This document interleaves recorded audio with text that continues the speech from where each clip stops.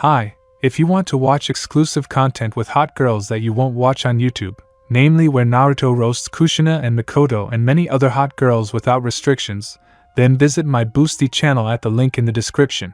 A month after the Ninetales attack on Konoha.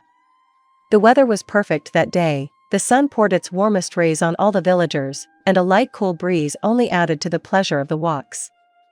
Quite unusual weather for November, but no one was surprised by it now. There was no time. It had only been a month since the attack by the strongest of all Bijou, and it was still visible to the naked eye. A fifth of the village was still destroyed, the outer wall had been rebuilt somehow, and the funerals were still going on. Every day, a new corpse, or even several, were pulled out from under the rubble. There were even times when entire families had to bury. That day would forever be remembered by the villagers. The day their home was attacked by the nine-tailed demon fox, the day many good people died, and as the day a stranger sacrificed her life to save the village. On this day, she was recognized by all who had previously mocked her. She became a heroine, and her son became a hero who did not allow the wild beast to escape. The Hokage's office was packed. The not very large office usually cramped the Hokage himself, and now it was cramped for other people, too. There were 2 people in it all day long.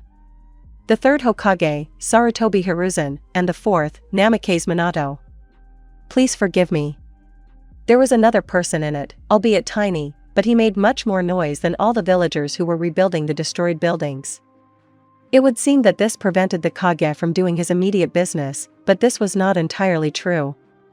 Thanks to the little heir, the yondaime could freely slip away from his duties and take a break from all the work, which he took advantage of. And now, Minato was walking around the village, holding his little son in his arms. Tired but happy people were looking at him from everywhere. Some, having gathered their courage, approached Kage and looked at the little hero, playing with him. Yondaime did nothing but smile, seeing the happy face of his son. And he himself smiled back at people and was happy to play. Everyone who met them instantly forgot about their problems and lit up with a happy smile. These 2 were that bright sun that protected them, so no one had a thought of hatred. Well, almost no one. There was only one person who did not recognize them, Danzo.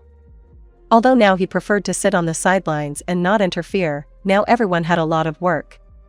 Therefore, life was relatively good. Having walked around enough, Namikaze decided to go to his favorite place, which had miraculously survived.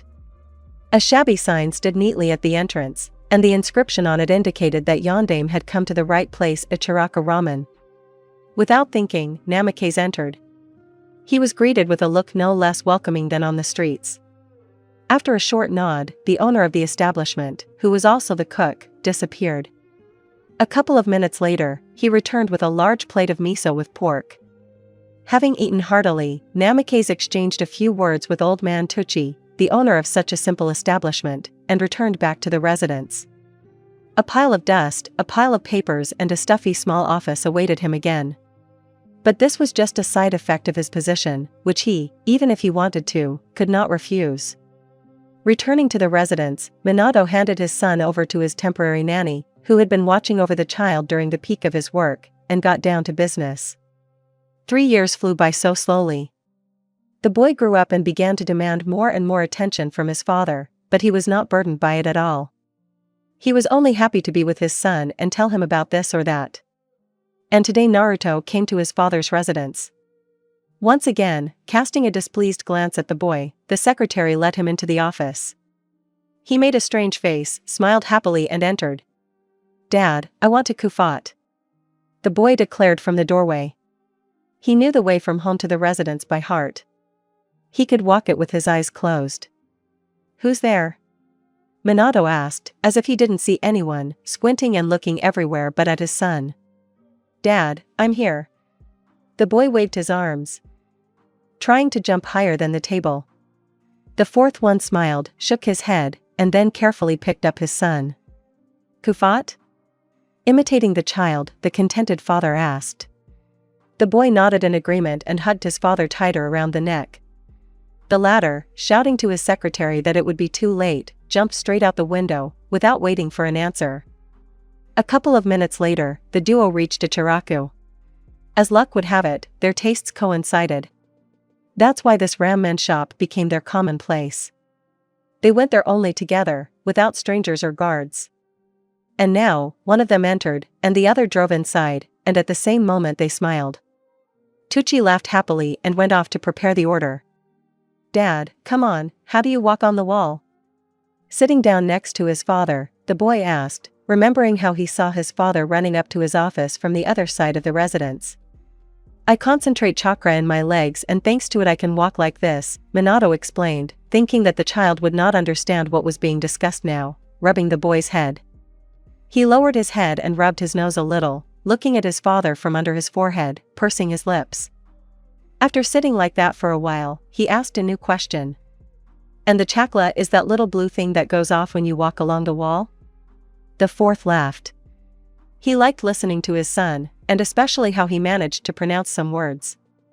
Now he noticed for the umpteenth time that his son could not pronounce the letters R, SH and Z. And the letter U was always pronounced as U. "Yes," Namikaze answered briefly. After thinking for a moment, he decided not to waste time and to practice his son's diction. "Naruto, say RRRR dot." "RRRRR," the child repeated joyfully. "Now say FF fish," Minato asked, continuing to smile, watching his son with affection. "RRRR liba," the boy tried to repeat. But it was not successful and caused a wave of laughter from his father. "FFF fish," he repeated patiently, calming down. "RRRL." Well, I'm just kidding," Namikaze said, playing along with his son. "Look, old man Tucci has brought our lunch," he added, pointing to the cook entering. "Ramen," the boy exclaimed happily, picking up the chopsticks. "Fish," Namikaze said sharply, hearing the clear R, looking suspiciously at his son. "RRRRLL," the child repeated for the umpteenth time. "As for ramen, there is an R, but as for fish, there is none." "What's wrong?" Namikaze narrowed his eyes and smiled slyly. "Sieve to do," the boy repeated the phrase he had just heard, spreading his arms out to the sides. Tucci and Minato burst into laughter, and the boy, having received his miso, began to devour it with both cheeks. And so, 2 more years passed at this pace. Namikaze told his son everything he asked, sometimes even delving into history. The child, not understanding much, tried to remember everything, because his dad would hardly tell him nonsense. The boy learned from his father's stories. Also, as soon as Minato taught the child to read, the latter began to appear at the residence a little less often. Sitting at home, Naruto read all the scrolls he could reach. More precisely, all the scrolls. Not understanding much, he looked at the pictures and tried to repeat. So after the first 6 months, he learned all the seals. And a year later, he was able to use chakra for the first time. And by the age of 5, the boy was able to repeat his father's movements. Naruto's 5th year of birth. "Dad, look what I can do." Openly ignoring his father's secretary, the child flew noisily into the office. "Naruto, how many times do I have to tell you, you're not a little boy anymore and you should behave like one?" Minato scolded his son. Naruto obeyed and went out. He asked the secretary for permission, knocked, and after his father's approval, he went inside. "Hokage-sama, may I address you?" he asked, mimicking the elite shinobi he had seen so often in his father's office. "And from now on you can behave as usual," Namikaze allowed, smiling broadly. The boy silently approached the wall and began to walk along it without using his hands. The Kage's face showed amazement, to say the least. He was shocked. A 5-year-old boy had repeated a basic, but rather complex manipulation with chakra, even for a genin. Even though he didn't really know what chakra was. "Who taught you this?" Minato barely said, swallowing. "Myself." The child answered proudly, descending to the floor. He had achieved what he wanted, he had surprised his father. "Arena, I'm not here today, reschedule all the business. I might not be here tomorrow either." Pulling himself together, Kage said loudly. Suddenly the doors to the Hokage's office swung open, and a black-haired girl with an astonished look appeared in them. "What?" was all she could manage to exhale. "As you wish. I have more important things to do," Namikaze said firmly. The next moment he picked up his son and disappeared. The woman sighed heavily, glanced at the pile of papers that Kage had not sorted through, and closed the office. She had a lot of work ahead of her, canceling/rescheduling all the meetings. Having made herself some coffee, she got down to business. Meanwhile, at the Uzumaki/Namake's house. "I didn't think I'd have to show you this room so early," the fourth said into thin air, putting his son down on the floor. They were in the middle of a small room hidden by a special barrier that only Minato could get through using Hiraishin. This room was the old Kage warehouse. Kunai were glittering on the walls. Regular ones and special ones with a movement formula. There were also several katanas and one axe. In addition to the weapons, Minato's old clothes were hanging in the room, chunin and jonin vests. A standard shinobi suit in several sets and his pride the cloak and Kage hat. Seeing all this, the boy gasped. "Look at everything carefully, Naruto. In a few years, I'll let you take things from here." This time, Minato was already pleased with the impression he made. And now what? Still not coming to his senses, the child looked at his father with even more surprise. "And now we're going to train," Minato said, picking up his son again. The next moment they left the armory. A few minutes later. "Since you've learned how to summon chakra, I need to teach you hand seals. Repeat after me," Minato announced, starting to form the first seal of the tiger, being at one of the distant training grounds. "Go on, I already know that," the boy said proudly once again. "Then let's see how fast you can fold them," Namake smiled predatorily. He was incredibly proud of his son. At such an early age, and already such capabilities and knowledge. Throwing aside his pride, he began training. After a short minute of joy, he quickly folded several seals to test all the capabilities of his son. But after the third, he clearly saw that Naruto's fingers began to tangle. "So, I'll show you 2 rows of seals now, and you remember. Is that clear?" Stopping, he asked his son Yondaime. He nodded in agreement. After that, the Kage again began to fold the seals in a certain order and even in 2 rows. "Dad, what kind of techniques are these?" the boy asked, realizing that there was clearly some hidden meaning to this. "These are techniques that you don't have enough chakra for, so even if you accidentally use them, you'll just run out of steam," Minato explained. "Well, Dad," the boy began to whine.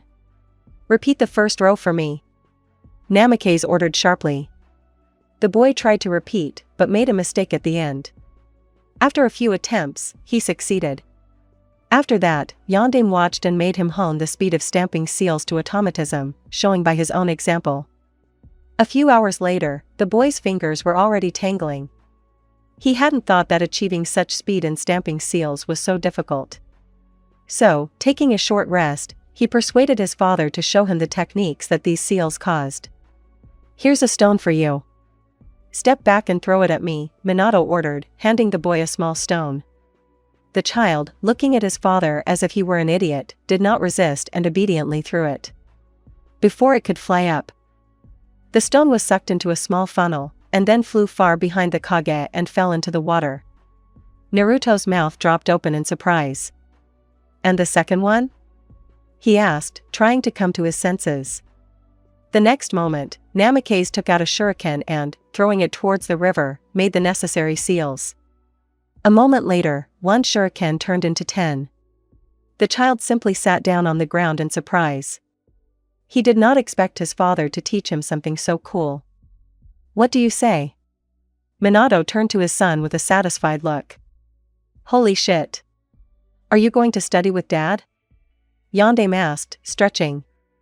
"You still ask?" "Of course I will, but first. Eat," they said in unison, as if they had read each other's thoughts. And together they went to Ichiraku. So 2 more years passed. Academy entrance day. Uzumaki/Namake's house. "Dad, go already, I'll do it myself," the child yelled from the bathroom. "No way, my son is going to the academy, and I'll be in the office steaming." "Let them dream," came from the kitchen. "But you are the Hokage. Moreover, the third will be giving us the opening speech," they continued to insist from the bathroom. Judging by the turned-off water, Naruto had already started drying himself. "No means no. I'm your father, and then Hokage, so they'll be screwed." At that moment, Naruto could have sworn that his father stuck his tongue out somewhere. And that somewhere was in the direction of the residence. "You're right, I wanted what was best for you," the boy agreed as he left the bathroom. "That's good," a satisfied face appeared in the doorway. Having changed, Naruto went to have breakfast.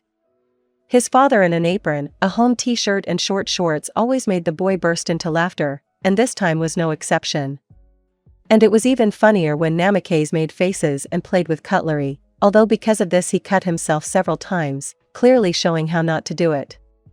Now Naruto was proud of his father more than ever before. He was always proud that he was the son of a hero and that his dad could quit his job for him. But now, when it seemed like the matter wasn't that important, he again dropped everything and stood at the stove in the morning, and then went with him to the academy. This made the boy even more proud of his father, even more proud than he was of being the son of the Hokage. After having breakfast and laughing their fill, they went to the academy together. "Dad, aren't you mad that I can't use the techniques you first showed me yet?" the boy asked, slightly guilty, because after 2 years of practice he still hadn't mastered them. Although the standard techniques of transformation or copying were quite easy. "Why should I be angry?" the father asked in surprise. After that, he stopped the boy by the shoulder and, looking into his eyes, said, "Naruto, you can do much more than an ordinary genin now, and you are not even a student of the academy yet. I am proud of you and your mother would be proud of you, so there is no need to be a wimp. Girls do not like such people." Minato carefully changed the subject. "Dad, let's not talk about girls," the boy asked, almost pleadingly. "What is it?" "You see, here's the thing." The child hesitated slightly, not knowing how to properly tell his father, but as soon as he saw a small crowd of girls, who in turn noticed him, he shouted, "Let's run." After that, the boy ran towards the academy as fast as he could, and Minato watched him with surprise. A few seconds later, 5 girls ran past the Kage, purposefully running after his son. Seeing this, Yondaime realized what was going on, and he laughed and walked in the same direction. Chapter 1. Idols Phew, the boy said, sighing with relief and noisily tumbling into the house. "How was your first day at the academy, wasn't it boring?" Anticipating his son's cheerful story, the older blonde asked. Naruto gave his father a meaningless look. "Let's do it later, okay," took off his shoes and, almost falling off his feet, trudged to his room. There was a peculiar aura around the boy, an aura of fatigue. This child instilled fatigue with his whole appearance. But he could only instill it at home, because his dad taught that you shouldn't show weakness to anyone, a man should be strong. Having decided that it was not worth bothering the child for now, Minato again stood at the stove, this time heating up dinner. It was a little unusual and alarming for him to see his son returning home so late, but he understood perfectly well that this could not be avoided. Standing at the stove, heating up and finishing cooking dinner, and thinking about his own, Namikaze did not notice how his son, having taken a shower, went into the kitchen. "When is dinner?" the boy asked quietly. Minato jumped up in surprise and, almost dropping the pork steak from the frying pan, turned to his son.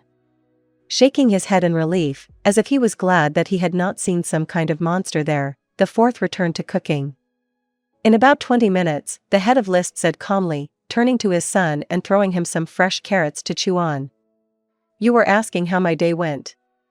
The boy tactfully reminded his father and soon added, "Well, he was crazy," the child suddenly exclaimed, emphasizing the last word. "What happened?" Minato asked, smiling and looking over his shoulder. "So, everything was something like this." Naruto began his story. Naruto POV. Flashback. "Finally, I will study. This thought has been haunting me since midnight. I barely slept, waiting for today. How I waited for it. Finally, I will be able to become like my dad, as respected and strong. The 5th Hokage, Uzumaki Naruto, that's how it sounds to me. Today I was more cheerful and energetic than ever, until the speech began. Dad told me that no one likes the opening speech to new students at the academy, but I didn't think it was that much. Grandpa Third is very smart, it was obvious to the naked eye, but it seems to me that he has been Hokage for too long. I have never even heard words like sentence and antimony. Only afterward did Dad tell me that the first means moral teaching, and the second empty talk. Dad said that I am not stupid, but listening to Grandpa's speech, I felt like a fool. Therefore, after the opening speech, many people lost their enthusiasm to study. But everything went as it should when we were divided into classes. What? Mommies, I involuntarily cried out when I saw the number of girls in my class. More than half the class are girls. I'll go crazy. I've already thought out a whole funeral ceremony in my head. I'll have to write it down somewhere and give it to my dad. It's Naruto. The girls screamed in unison. That's it, goodbye white light. What a pity that I didn't see so much. I said goodbye mentally, but, as it turned out, it was too early. And next to him is Sasuke. The same girls added after that. Without thinking twice, I looked to the right. Next to me stood a boy about my height, black-haired and with the same color of raven's wing eyes. Only his eyes, it seemed to me, were as scared as mine when he saw our classmates. Looks like a fellow sufferer. This thought warmed me a little, but not for long. I looked at the girls. Save yourself! I screamed at the top of my lungs. Without thinking twice, I spun around and ran outside, both me and Sasuke. I'm Naruto, nice to meet you, I greeted the guy, greeting him and getting acquainted on the go. And I am Sasuke, mutually, having exchanged a handshake and small gestures, we ran in different directions at the first opportunity. But it was not to be. Well, Uzumaki and Uchiha, as expected, you're making a lot of noise, two identical people said in unison. More precisely, one was a clone, and the other was the original. Dad used to say that if you see several completely identical people, then the second one is most likely a clone. And no, he also once mentioned that you should drink less in such cases, but I don't think I drank much tea today. Grabbing us by the collar from behind, they carried us back to class like kittens. More than half the day passed like that, until we got tired and were caught by the girls. What a fiasco. I, like a shuriken, rushed along the corridors of the academy. Escaping from the crowd of fans, of which, as it turned out, I had too many. At the same time, Sasuke, also running away from other girls, was running along the corridors no slower than me. Tired, we did not notice each other, running out from around the next corner, and were grabbed by the girls. What torture! They painted us with markers and tied ponytails on our heads, dressed us in skirts and made us walk around the entire first floor of the academy. I had never been so ashamed, even when my dad showed me that in the summer you can safely walk around in shorts, which are not much different from underwear. I was so ashamed then to show up on the street in just shorts and a cap that I was constantly blushing. I survived that, but I can't imagine how I'm going to live with this. End of flashback. End POV Naruto. Several years flew by like this. List Academy. A clear and warm day. Not a cloud in the sky. The streets are comparatively quiet, only the traders are making noise for their own pleasure. It seemed as if the village had frozen, but it only seemed so. Like a bolt from the blue, a boy's proud cry rang out. Sasuke, let's go out. The blonde said confidently, spreading into a satisfied smile. He was supported by a stormy ovation from the girls, the number of whom, fanatics for the heir of the Yondaime, only increased. You asked for it. The heir of the great Konoha clan answered no less firmly. He had no less support than his rival. Amidst the noise of the girls, two guys, satisfied with their situation, went outside. And it began. Who throws kunai better, who has a better transformation technique, who is stronger in close combat? They even determined the best dancer. The girls really liked it, and Sasuke and Naruto liked it most of all. They got great pleasure from competing with each other, even without winning. For them, winning was something akin to a reminder, soon there will be a rematch, get ready, and this suited them. Well, this time the winner was determined. It was Uzumaki Naruto. At the moment, he was one victory ahead of his opponent. With the score, 65-64, the victory goes to Uzumaki Naruto. The unofficial referee of the competition, who was also the class master of these guys, Yumino Iruka, loudly declared. And the barrel organ started. From everywhere you could hear the screams of girls inviting both Sasuke and Naruto to hang out with them, often both at once. some girls gave them their letters of confession in small piles. And there were those who stood apart from everyone and looked angrily at the one who defeated their idol. Everything is as usual. But today was a bit of an unlucky day for the boys. After classes were over, 6 genin were waiting for them, who were terribly jealous of this pair of most popular boys and decided to show that their star was too high and needed to be lowered. "Ha, I won today," the blonde said, smiling and satisfied.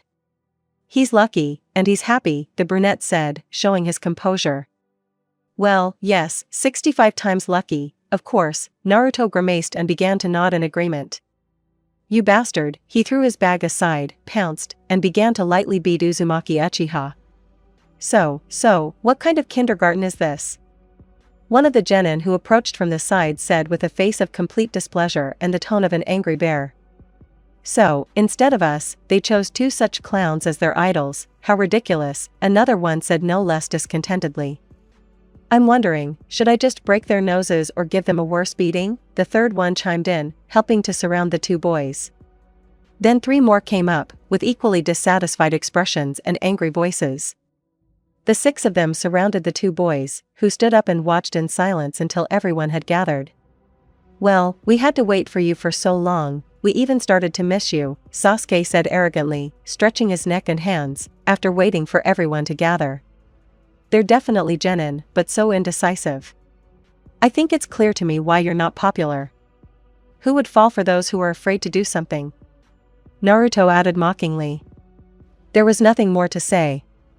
The 2 novice shinobi managed to infuriate the genin with 3 phrases so much that they, without expecting anything and without trying to say anything, attacked. Standing back to back, Sasuke and Naruto took defensive stances. Blows from the genin rained down like hail, but they were not destined to withstand those who were stronger. Time after time, more and more often, they missed blows. Until the moment when the boys decided to stop defending themselves. After that, the first and last blood was spilled.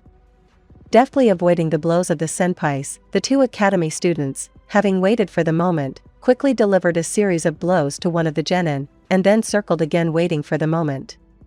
In this way, they managed to break the nose of 2, and the third, jumping back in time, picked up a stone and threw it at Naruto, and the next one at Sasuke.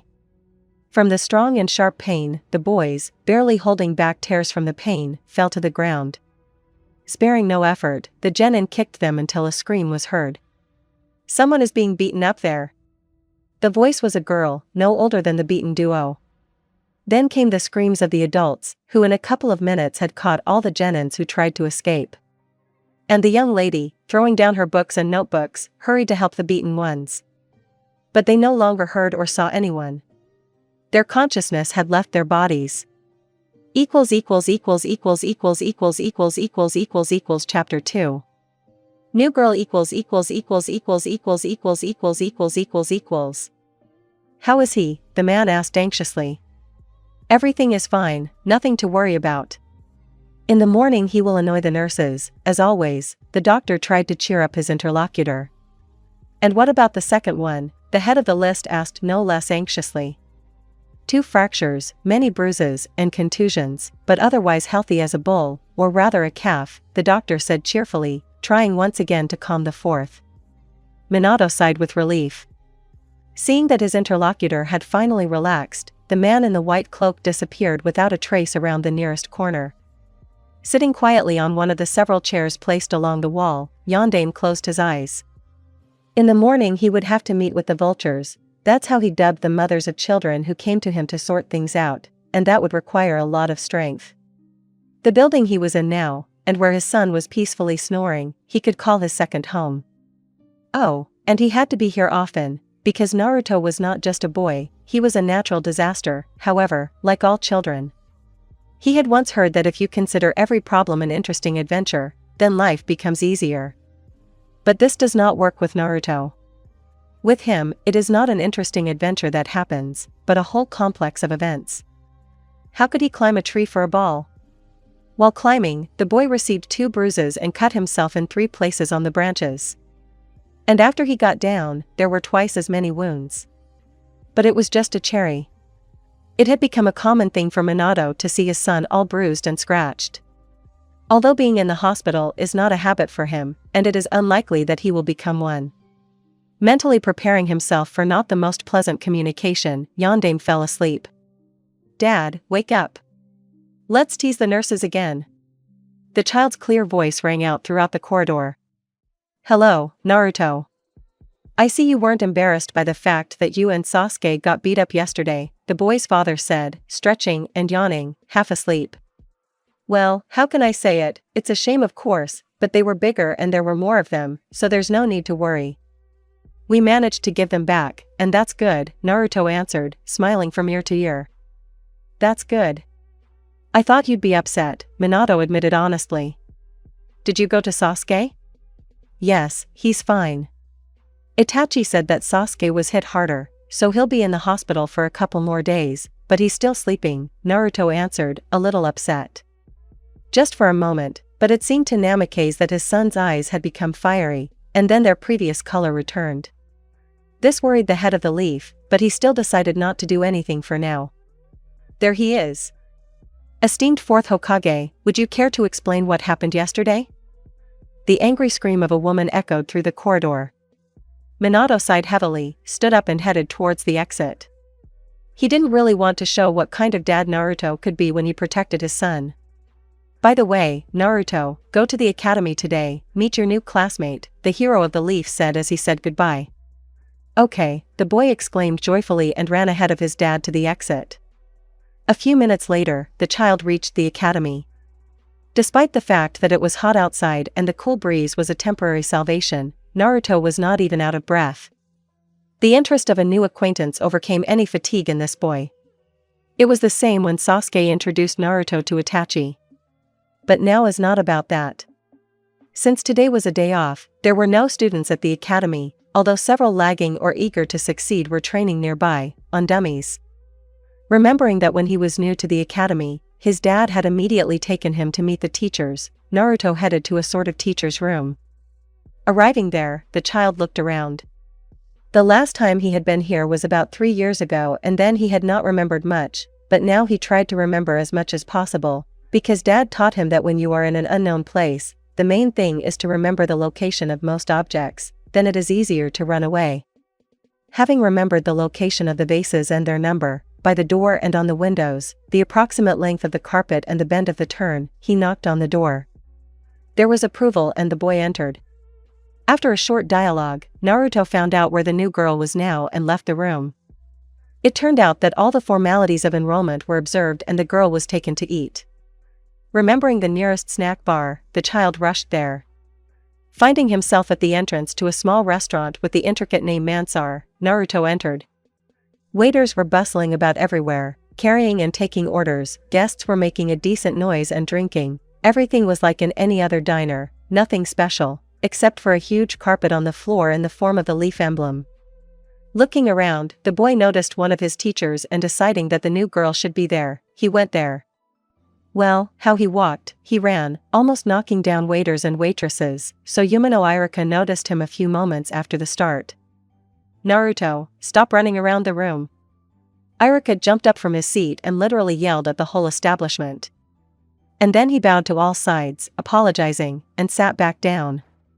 Soon the child reached his teacher's desk. "Yes, reached. Yes, you read that correctly. I said that correctly. That's it, don't interrupt me. So, where was I? Oh yeah, Naruto reached. Yo, Iruka-sensei," the blonde stood at attention and saluted, causing the girl sitting at the table to giggle.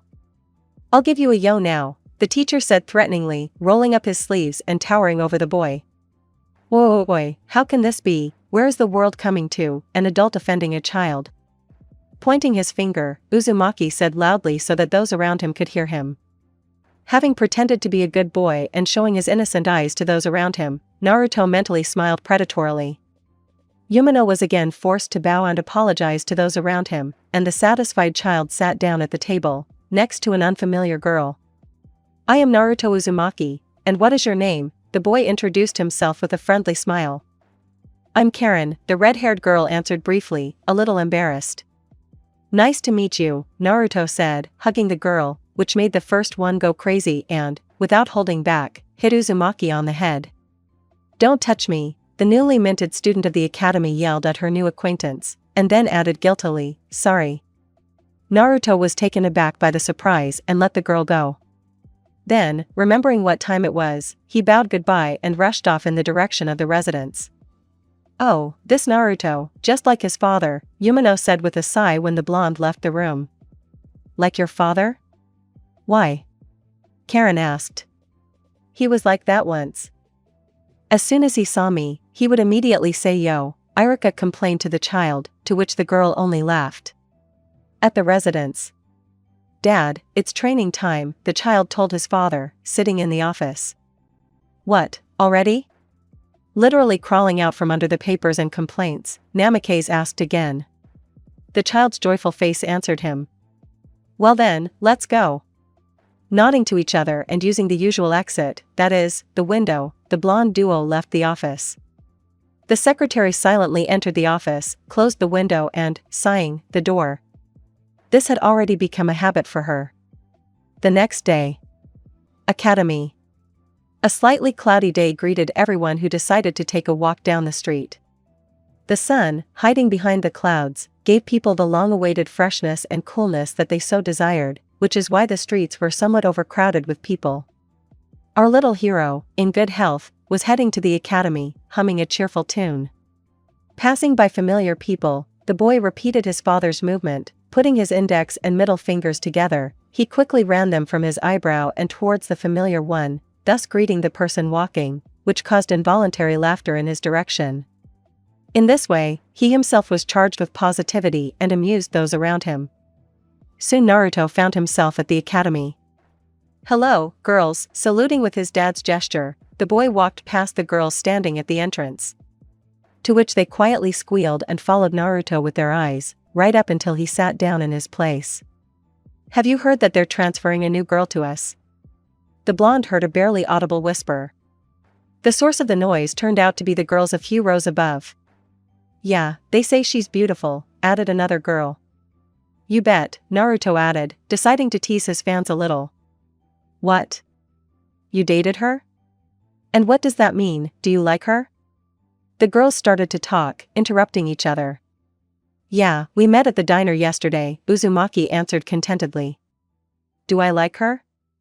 As if asking again, he said. Then, unconsciously, he paused a bit, giving the girls the opportunity to answer the question themselves and added, slightly spreading his arms to the sides, who knows, who knows? What, there's that girl Naruto likes? A small group of girls said in unison, a little puzzled and at the same time worried. Let him expect no mercy, came from the brunette sitting in the last row, apparently the most ardent fan of Uzumaki.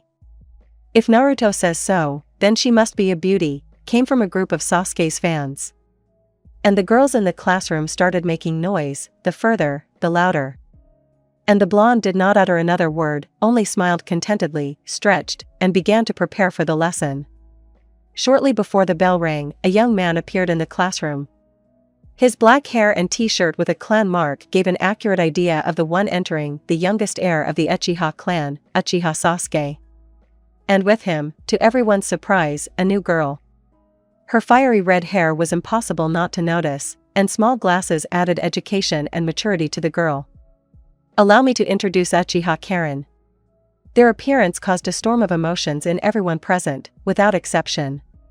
Sasuke, hello. And to you, Karen, hello. Uzumaki saluted, jumping up from his seat and jumping onto the empty space on the table.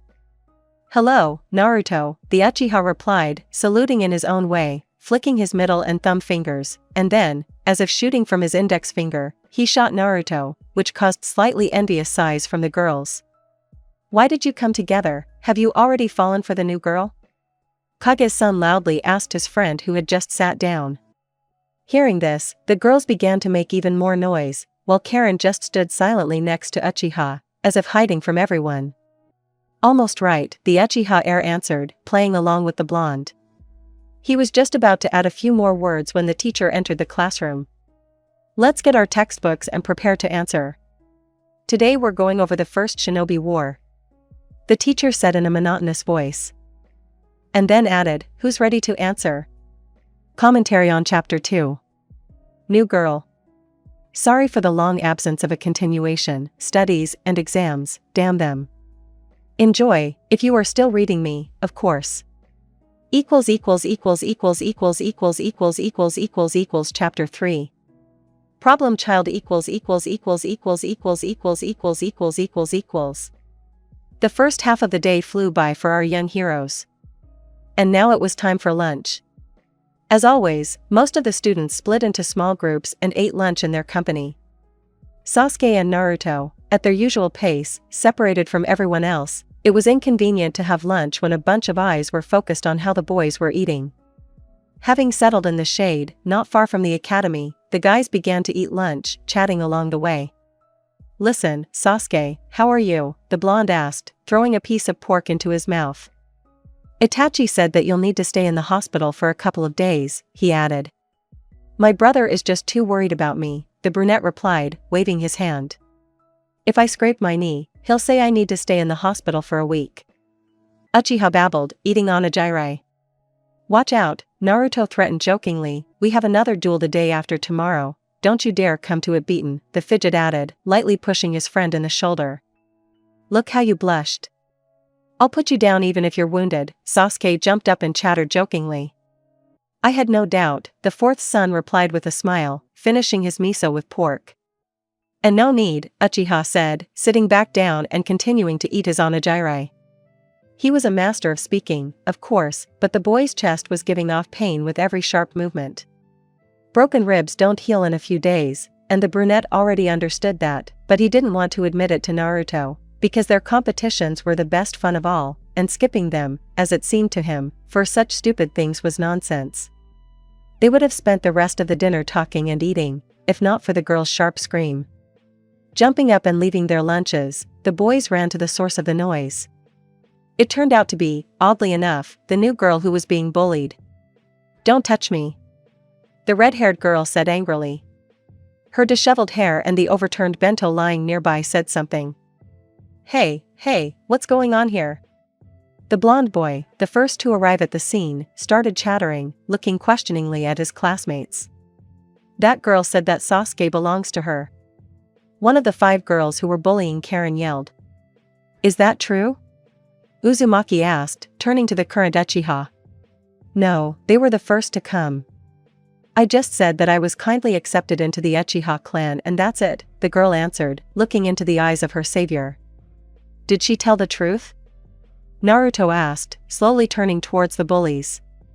The girls turned away, trying their best to avoid the blonde's gaze, but one of the crowd responded. "She still said that she would now see Sasuke more often than we did. And this is a reason to bully her?" The blonde asked another question with obvious displeasure. The girls hesitated, not knowing what to answer, and soon ran away. "Well, that's good. Are you okay, Karen?" As soon as the bullies ran away, the boy asked. "Yes," the girl answered briefly, and then quickly gathered up the remains of her lunch to throw away, and ran away. The boy shrugged in surprise and went back to have lunch, but he didn't know yet that his lunch was already over. Returning to the place where he and Sasuke were enjoying their meal, Naruto met Uchiha sitting by the wall of the academy. A small trickle of blood was running from the boy's mouth. "Sasuke, what's wrong with you?" The blonde ran up to his friend, confused, and started chattering. "Everything is fine. I'll rest now and everything will be fine," the heir of the elite clan answered, trying to calm his friend, smiling through the terrible pain in his chest. "I have nothing cool to build here." Uzumaki yelled at his friend, offended, and then added, "Sit here, I'll bring the teacher." Without waiting for an answer from the brunette, Naruto rushed off in search of sensei. Sasuke only sighed and said through clenched teeth after him. "Where would I go?" It took the restless Uzumaki just a couple of minutes to find and bring the sensei to Sasuke. He didn't scold the brunette right away, but picked the boy up and carried him to the hospital, where the Uchiha was admitted for the next month due to complications caused by the strain. "You're a fool, Sasuke," the blonde muttered, saying goodbye to his friend and returning to class. He only waved goodbye. Soon the boy returned to the academy with his sensei. But before the day was over, Karen had problems again, and Uzumaki was once again rushed off to sort them out. "What is it this time?" the blonde asked breathlessly to the group of girls standing with their backs to him. Naruto, tell me, why is Sasuke in the hospital? Is it because that bitch slipped him something at lunch? The girls asked Uzumaki with displeasure. No, not because of that, the fourth son answered, standing between Karen and the crowd of girls. What happened then? The girls asked a new question, more worried than angry. I can't say, the blonde admitted. But he couldn't complain about being beaten by several genin the other day. Only weaklings complain, the strong will find a worthy way out of any situation, that's what his dad taught him and Naruto followed. So you're protecting her? Naruto, what did she do to you that you're protecting her? Why don't you want to tell us the truth? The girls surrounded Uzumaki and Uchiha and pounced with questions. Naruto swallowed and moved closer to Karen, covering her. She is not guilty of anything, that is why I am defending her. And I will defend her as long as you pick on her for no reason. The boy answered proudly, adhering to his principle. The girls thought for a moment and began to disperse. The last one, a brunette with brown eyes, said before leaving, "Thank Naruto, if it weren't for him, you wouldn't have gotten off so easily." For some reason, Uzumaki felt uneasy about such a request, even considering that it was not addressed to him. There is no need to follow me and try to help me, I can handle it myself. Karen, who had been silent until now, yelled at her savior. He recoiled from the girl, taken aback, and silently watched her run away. Having come to his senses, the boy went to his dad to ask for advice. Hokage's residence. Same day. Hello, Arena-san. Can I see Dad? The boy bowed and greeted his father's secretary. Hello, young man, the woman greeted him warmly. We can't go to Hokage-sama yet, we'll have to wait, she added, indicating that the boy could sit on the chair for now. How long will he be busy? Naruto asked, sitting down on the offered seat. I don't know, Naruto. You can come when he's free. You know he's got a lot to do, the woman answered calmly, looking at the boy. It had been a long time since the yondaime had stayed late at work and not received his son. However, Naruto's expression suggested that he had no intention of dragging his dad to training today. What happened to you, young man, that you're so downhearted? Arena asked, seeing a shadow of disappointment on the boy's face. You see, Arena-san, there is a girl in our class, Naruto began. To his surprise, his father's secretary listened to him attentively, and did not try to make fun of the boy when he usually started talking about girls. So, she is not from our village and was accepted into the Uchiha clan. Because of this, she has been having problems all day today. I helped as much as I could, but in the end she told me not to interfere and that she would sort it out herself. Dad taught us that we should always help the weak and those in need, but she rejects my help. What should I do? Having briefly told everything that happened, the boy asked for advice. The woman thought for a while and soon spoke. Listen, Naruto, the secretary began slowly, and you try to help her discreetly. Walk around, but so that she does not see you, and help as much as you can. Then you will also follow the rules you have set for yourself and she will not be angry with you, she added after that. The boy thought, trying to understand what rules they were talking about. Not understanding what rules they were talking about, but understanding the essence of what Arena-san told him, he rushed home with a wide smile. Soon the doors to the head of the leaf opened noisily and the yondaime looked out from behind them tiredly. Was Naruto here, or did it seem that way to me? The fourth asked, looking around the room where only his secretary was. Your son has grown up, Hokage-sama. He came not to play pranks and make noise, as before, but for advice. The brunette indirectly praised both father and child. This is wonderful. Minato exclaimed enthusiastically, but still tiredly. Arena, I'll be late today, you can go free. Waving his hand goodbye, the young Hokage disappeared behind the doors to his office. The woman bowed to the head's offer, but still remained at her workplace, doing her own thing. When Naruto got home, he began his daily training in mastering the techniques that his dad had shown him a few years ago. It wasn't going very well, but the boy still had many days and many training sessions ahead of him. Commentary on Chapter 3. The Problem Child. Please love and favor. Criticism is welcome. Chapter 4. Lucky day . The The next day.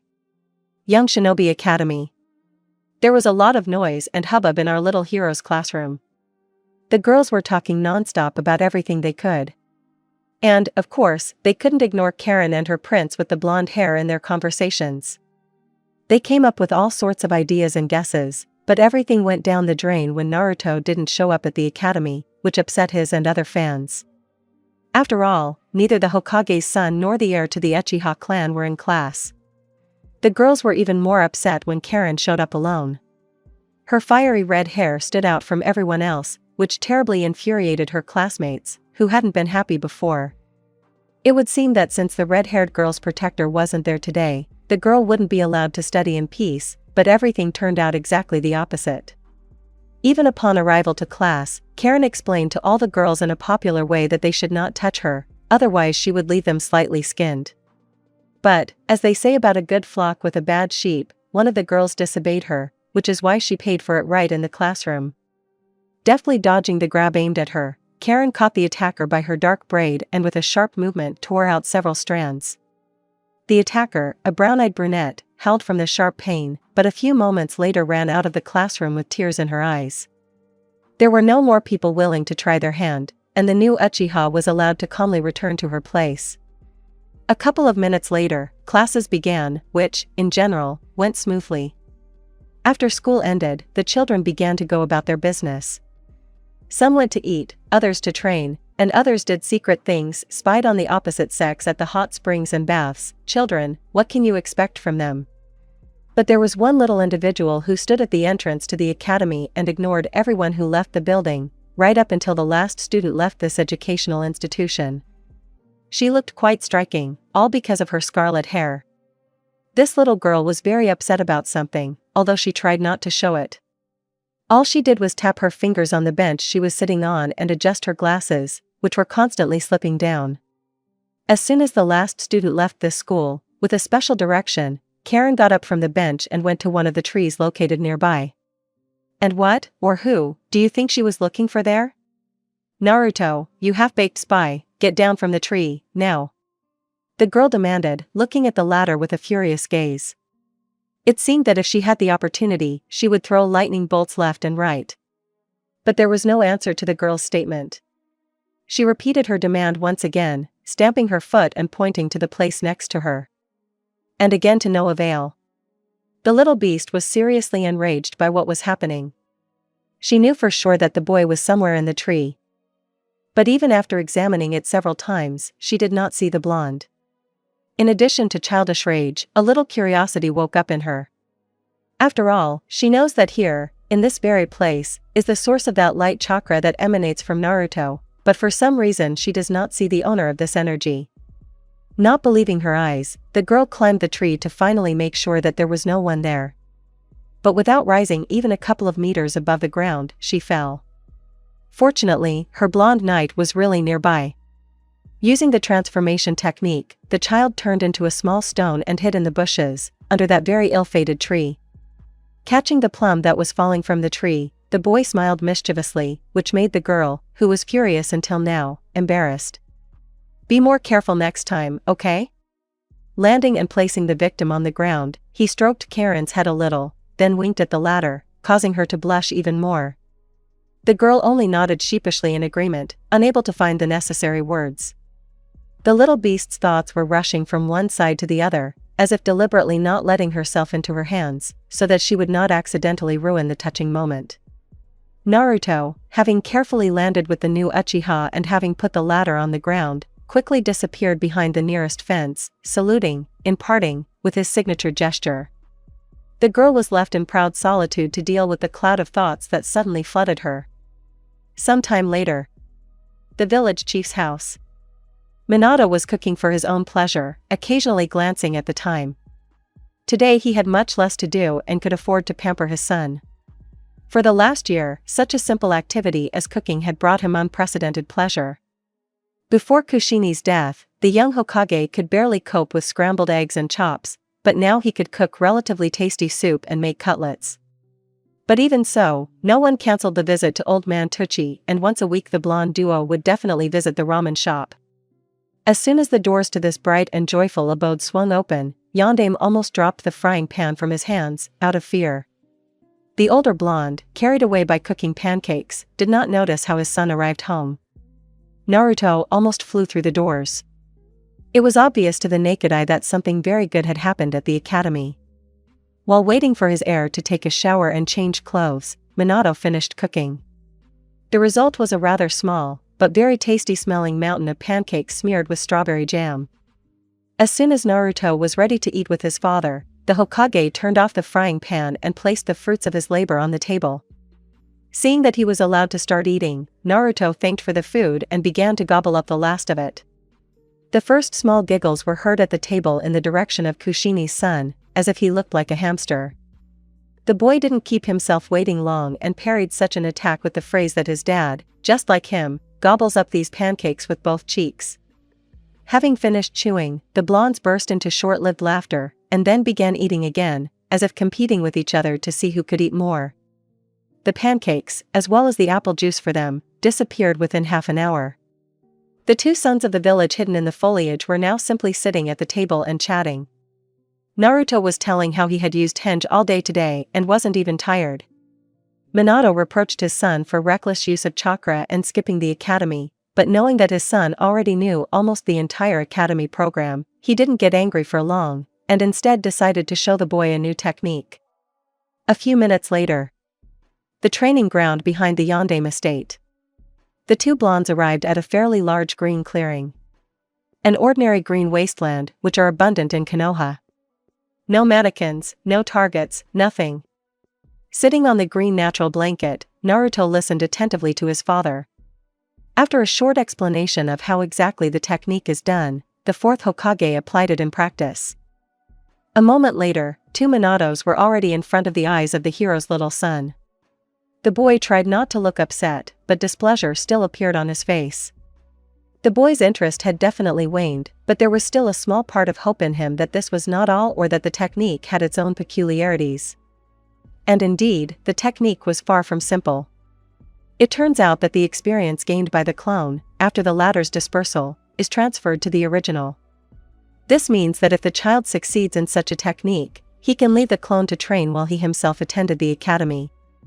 This news alone ignited a passion for something new in the boy.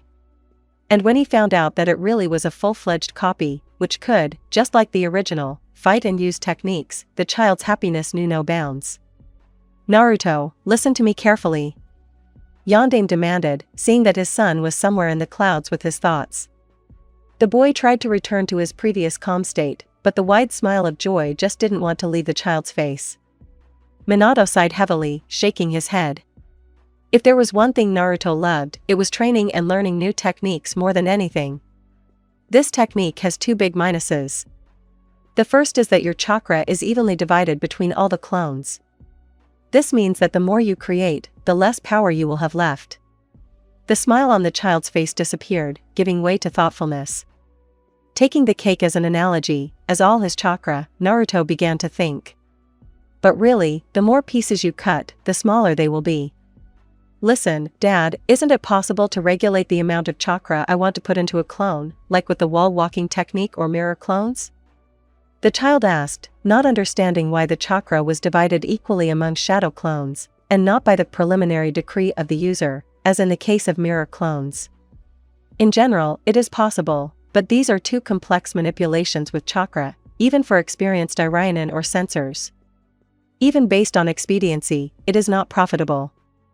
Think for yourself, why would you make a shadow clone stronger than the original? Or weaker than yourself, but slightly stronger than mirror clones? Sitting down opposite his son, Kage answered in a lecturing tone. The child fell silent and thought. It turns out that there really is no point in making a clone stronger or weaker than the original in a fight. And the second drawback? Naruto asked, remembering that these were not all the disadvantages of the technique. Namikaze smiled widely, seeing that the child was really serious about learning the new technique, and not like before, he saw it and started to repeat it frantically until he succeeded. "The fatigue of the clones is transferred to the original," Kage answered his son. The boy thought even more deeply, which caused another involuntary smile on his father's face. "And if I leave the clone to rest, will his vigor be transferred to me?" After a couple of minutes of thought, the child asked. Minato was extremely proud of his son. Not only was his son stronger than most of his peers, but he was also smarter than them. Even most of the sensei of the new genin could not boast of such diligence and perseverance on the part of their students, not to mention the teachers of children at the academy. It will be transmitted if he rests. But, based on expediency, it is not profitable, the child finished for his father, interrupting. Both blondes burst into laughter. A couple of minutes later, the two sons of Konoha calmed down and continued their conversation. Why isn't it profitable?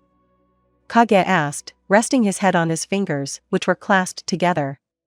Probably because there's no point in wasting half of your chakra to make the clone rest, the boy answered with a thoughtful face. That's right, Minato agreed, raising his index finger to the sky. A few seconds later, he added, winking at his son, any more questions, or are we going to start training already? A few moments later, the training of the new technique began and, to everyone's surprise, the boy managed to create a shadow clone almost immediately. Minato, slightly surprised by this turn of events, decided to reward his son. The two yondaime looked at each other silently, after which the clone of the village head took the copy of Naruto and disappeared somewhere in the nearby forest. Naruto looked at his father in surprise, but instead of answering, he showed him to start attacking. The boy attacked his father without delay, throwing thoughts about his clone aside until the end of the training. Both blondes trained hard until sunset. Before returning home, they dispelled the cloning technique. Both sons of Konoha could barely stand on their feet before the technique was dispelled, and as soon as they dispelled it, they instantly fell to the ground. Naruto from fatigue, and the yondaime from being out of breath. Catching his breath, Minato stood up and looked at his son. The boy was peacefully snoring a few steps away from him. Namikaze was truly proud and happy for his son. At such a young age, he could already maintain a shadow clone for a day, while training. He definitely got this from his mother. Kushina didn't like training much at his age, but as soon as she took up training, any Chunin could envy the endurance of the bloody habanero. Now Minato remembered his wife more and more often. And these memories were happy. He remembered the first time he met her, how during training he didn't fall off his feet before her only thanks to his stubborn I won't lose, how they became the first Chunin of their graduation, their first joint missions and many other things. The fourth missed her and, at times, was sad without her. But these were only small momentary weaknesses that were instantly blown away by the wind that his son brought him. Naruto is the embodiment of the shinobi that both Kushina and Minato wanted to see. Strong and smart, who listens to his parents and is not averse to mischief sometimes, as befits a child. Who in the future will follow in his father's footsteps and find himself a wife as beautiful as his mother. Commentary on Chapter 4. Lucky day.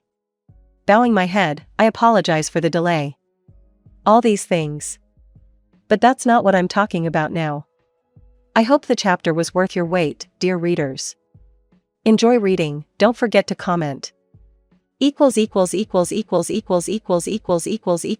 Chapter 5. Terminally ill The next day, the boy's body was aching with pain, and the rising temperature confined the child to bed for the next 24 hours. Yondaime took the day off and looked after his son all day. Waking up, Naruto was constantly trying to leave for training, but Minato's stern look and tenacious grip did not give him even a chance to escape. Despairing that the whole day would be wasted, the blonde intended to sleep it off as quickly as possible, but the first obstacle in this was his father. Taking advantage of the fact that the boy would not run away anywhere, the fourth decided to strengthen his son's knowledge of their craft and tell him about the incredible events of the past that once happened to him. It was the first time since Naruto had entered the academy that the yondaime had spoken so much. The Hokage was telling the younger generation about the events that had happened. About his old friends, his first students, the enemies he had miraculously escaped from, and of course, the incredible techniques they had used. Listening to his father's story, the boy even decided that it hadn't turned out so badly, because it wasn't every day that he could hear such amazing stories from the person who had taken part in them. Minato hadn't stopped talking for a minute while taking care of the child. It seemed that the Hokage could talk forever, but a couple of hours later, after lunch, there was a knock on the door and the story had to be interrupted. And who is it that has come to us? The head of the list spoke to himself in high spirits, heading for the door. Behind the small, well-kept door stood a whole delegation of girls. For the second day, not a single one of their favorites had been seen, and this worried the girls very much. "Hello, Minato-san, is Naruto home?" The red-haired girl bowed and greeted the village chief. After yesterday's events, Karen had earned some authority in the eyes of the girls who weren't involved in the showdown and had become the unofficial representative of the tech. "Hello, hello," Kage greeted the delegation, closing the doors behind him. Its size impressed the older blonde, but he didn't show it. "Yes, he's home. But Naruto is sick, so he won't be able to come out to you," the village chief finished, bowing slightly as an apology for the inconvenience. The girls began to fuss and whisper. "Allow me to visit him," Karen asked, bowing. The others followed the red-haired girl, recognizing her superiority. "Okay, but only," Namake's thought, looking at the girls. "Just what?" The future kunoichi cried out in concern. "Only 3 girls will enter." "Any objections?" Having finished looking around and choosing candidates for his daughters-in-law, Kage spoke. "In that case, could you help us with this?" Karen asked, bending down once again. The girl understood that if they had to choose, it wouldn't be long before they got into a fistfight. But if Kage himself chose, there wouldn't even be anything to complain about. "Okay," Minato agreed, smiling slightly predatorily. Everything was going according to his carefully thought-out plan, drawn up a minute before. "You'll go in, you and you." "Any objections?" Yondaime finished, pointing to the 3 girls he liked. "None," the girls answered in chorus. The 3 lucky girls tried not to show it, but their faces were beaming with happiness, and their smiles treacherously refused to leave. Even if they were not interested in Naruto as a future husband, the recognition of the Kage himself was already worth a lot. The rest tried to hold on courageously, because each of them, to one degree or another, wanted to be in the place of the lucky girls. When the girls said goodbye to each other and bowed to the Kage as a sign of respect, they began to disperse. The Yondaime himself, having thrown open the doors to their bachelor abode, let the girls go ahead. The home of the Konoha favorites was not impressive. A small room for each resident, a living room for various discussions and storing equipment, a spacious kitchen with a small table and several chairs, and a bathroom. For the blondes, this was more than enough, because neither of them spent a whole day in the house unless necessary. Having shown where his son's room was, Minato went to the kitchen to prepare a small snack for the guests. The girls, having taken off their outerwear and shoes, split up. 2 went to visit the sick man, and 1 went to help the owner of the house. Seeing the assistant, the Hokage smiled amiably at the girl and handed out a tray with onigiri, sent her to Naruto's room. Taking some sweets and drinks, the Kage followed. Before the Yondaime had time to approach, a scream was heard from the younger blonde's room. "You're a fool, Naruto." The source of the scream was a blonde from one of Konoha's famous clans. "Why couldn't you just say that you and Sasuke were beaten by Genin?" the pink-haired guest shouted after him. "It's not a man's job for women to complain," the boy answered, breathing heavily. Now, hush hush. There is a sick person here, if you scream, I'll throw you out," said the Kage, who entered with a smile on his face. Seeing Yondaime, the girls immediately fell silent. The last thing they needed was to be thrown out the door in disgrace. "Minato-san, maybe you can tell me why Naruto didn't tell us about the fight?" Karen asked while handing out onigiri. "As my son said, men don't complain to just anyone," Kage said, sitting comfortably on a chair by the wall so that everyone could see him. The girls, unable to find anything else to say, began to eat the food they had brought in silence. "You better tell me this," the older blonde began, breaking the slightly awkward silence.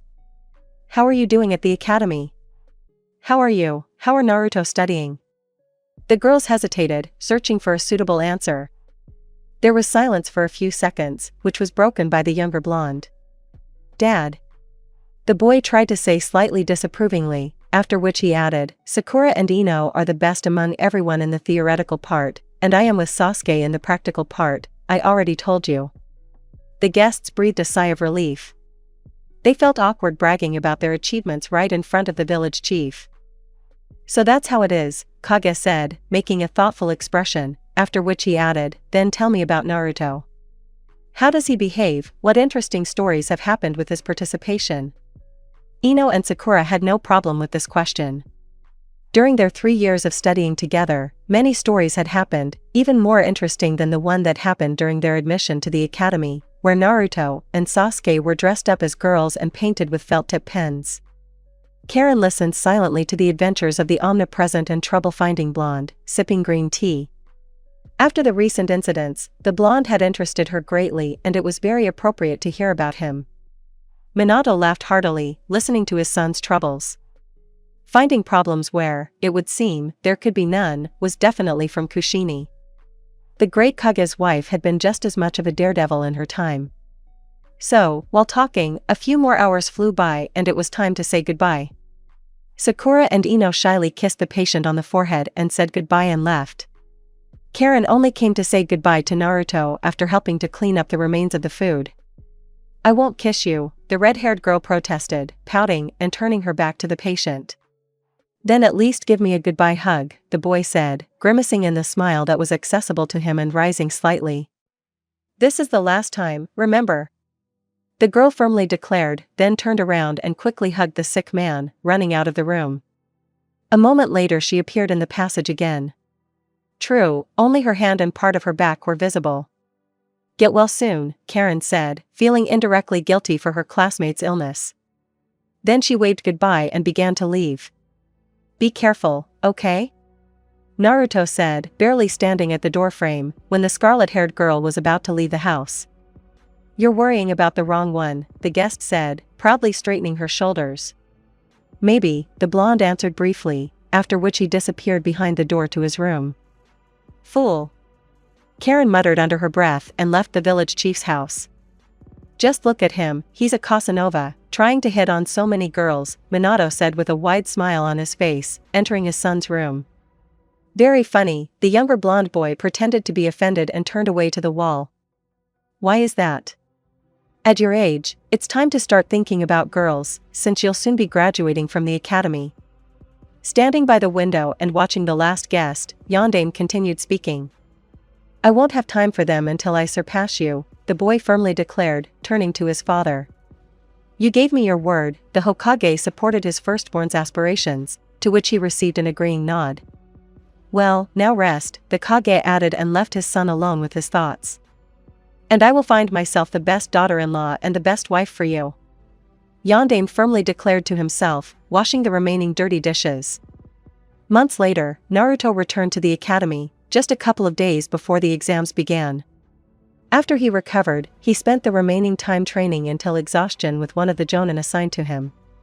Fortunately, excellent grades and good attendance, before this incident, did not affect his admission to the exams. A few days later, Uchiha returned to the academy. During his month in the hospital, the boy began to noticeably lose to the blonde. But the same impeccable results as his rival allowed Uchiha to also take part in the exams. Having learned the shadow clone technique and having simply unimaginable reserves of chakra, Uzumaki's strength and knowledge grew day by day at an incredible speed.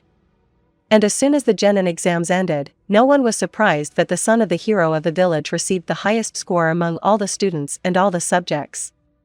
With a heavy heart, the black-haired heir of the great clan congratulated his rival and promised that he would not give in, no matter what. The next day, almost all the students of the academy were waiting for one of the key moments in the life of a shinobi, the distribution into teams. Only one student did not show up for this event, Naruto. The jounin who trained the young heir of the village head gave a recommendation for the child to be enrolled in the village's special squad ANBU, albeit not on an official basis. And now the youngest blonde will have to not only prove every time that he is not just the best of the graduating class, but also secretly carry out missions that even jounins do not always take on. Chapter 6. Risk Team assignment day. Jounin meeting. So, the 7th team will consist of Uchiha Sasuke, Sakura Haruno, and Uchiha Karen. Any objections or suggestions? Irika read out the composition of the new genin team tiredly. This sensei was squeezed out like a lemon. The leadership of a gang of daredevils fell on his young shoulders.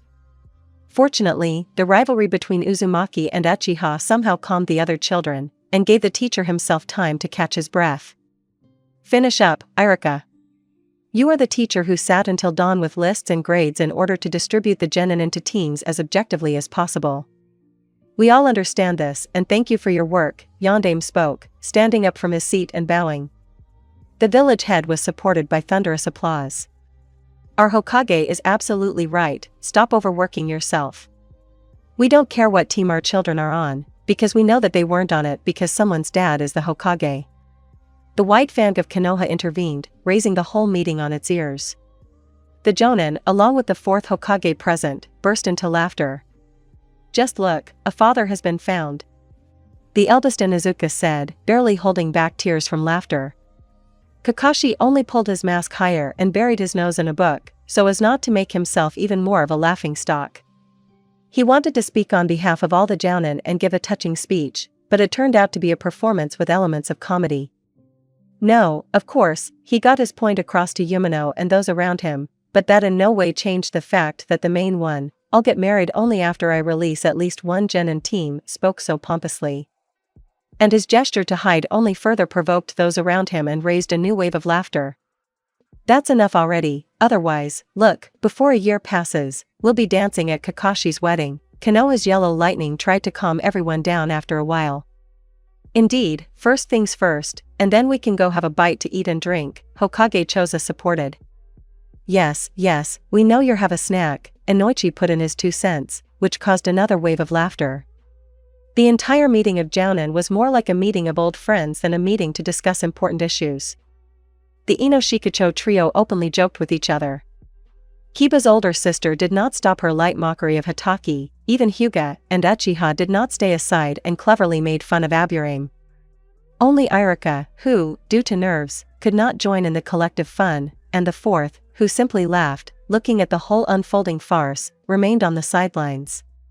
An hour later, the Jounin finally stopped joking and decided to get back to business.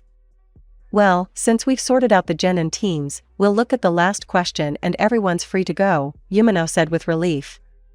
After all, the Jounins had indeed confirmed that the team compositions were left to the discretion of the class teacher. The young teacher noticeably relaxed.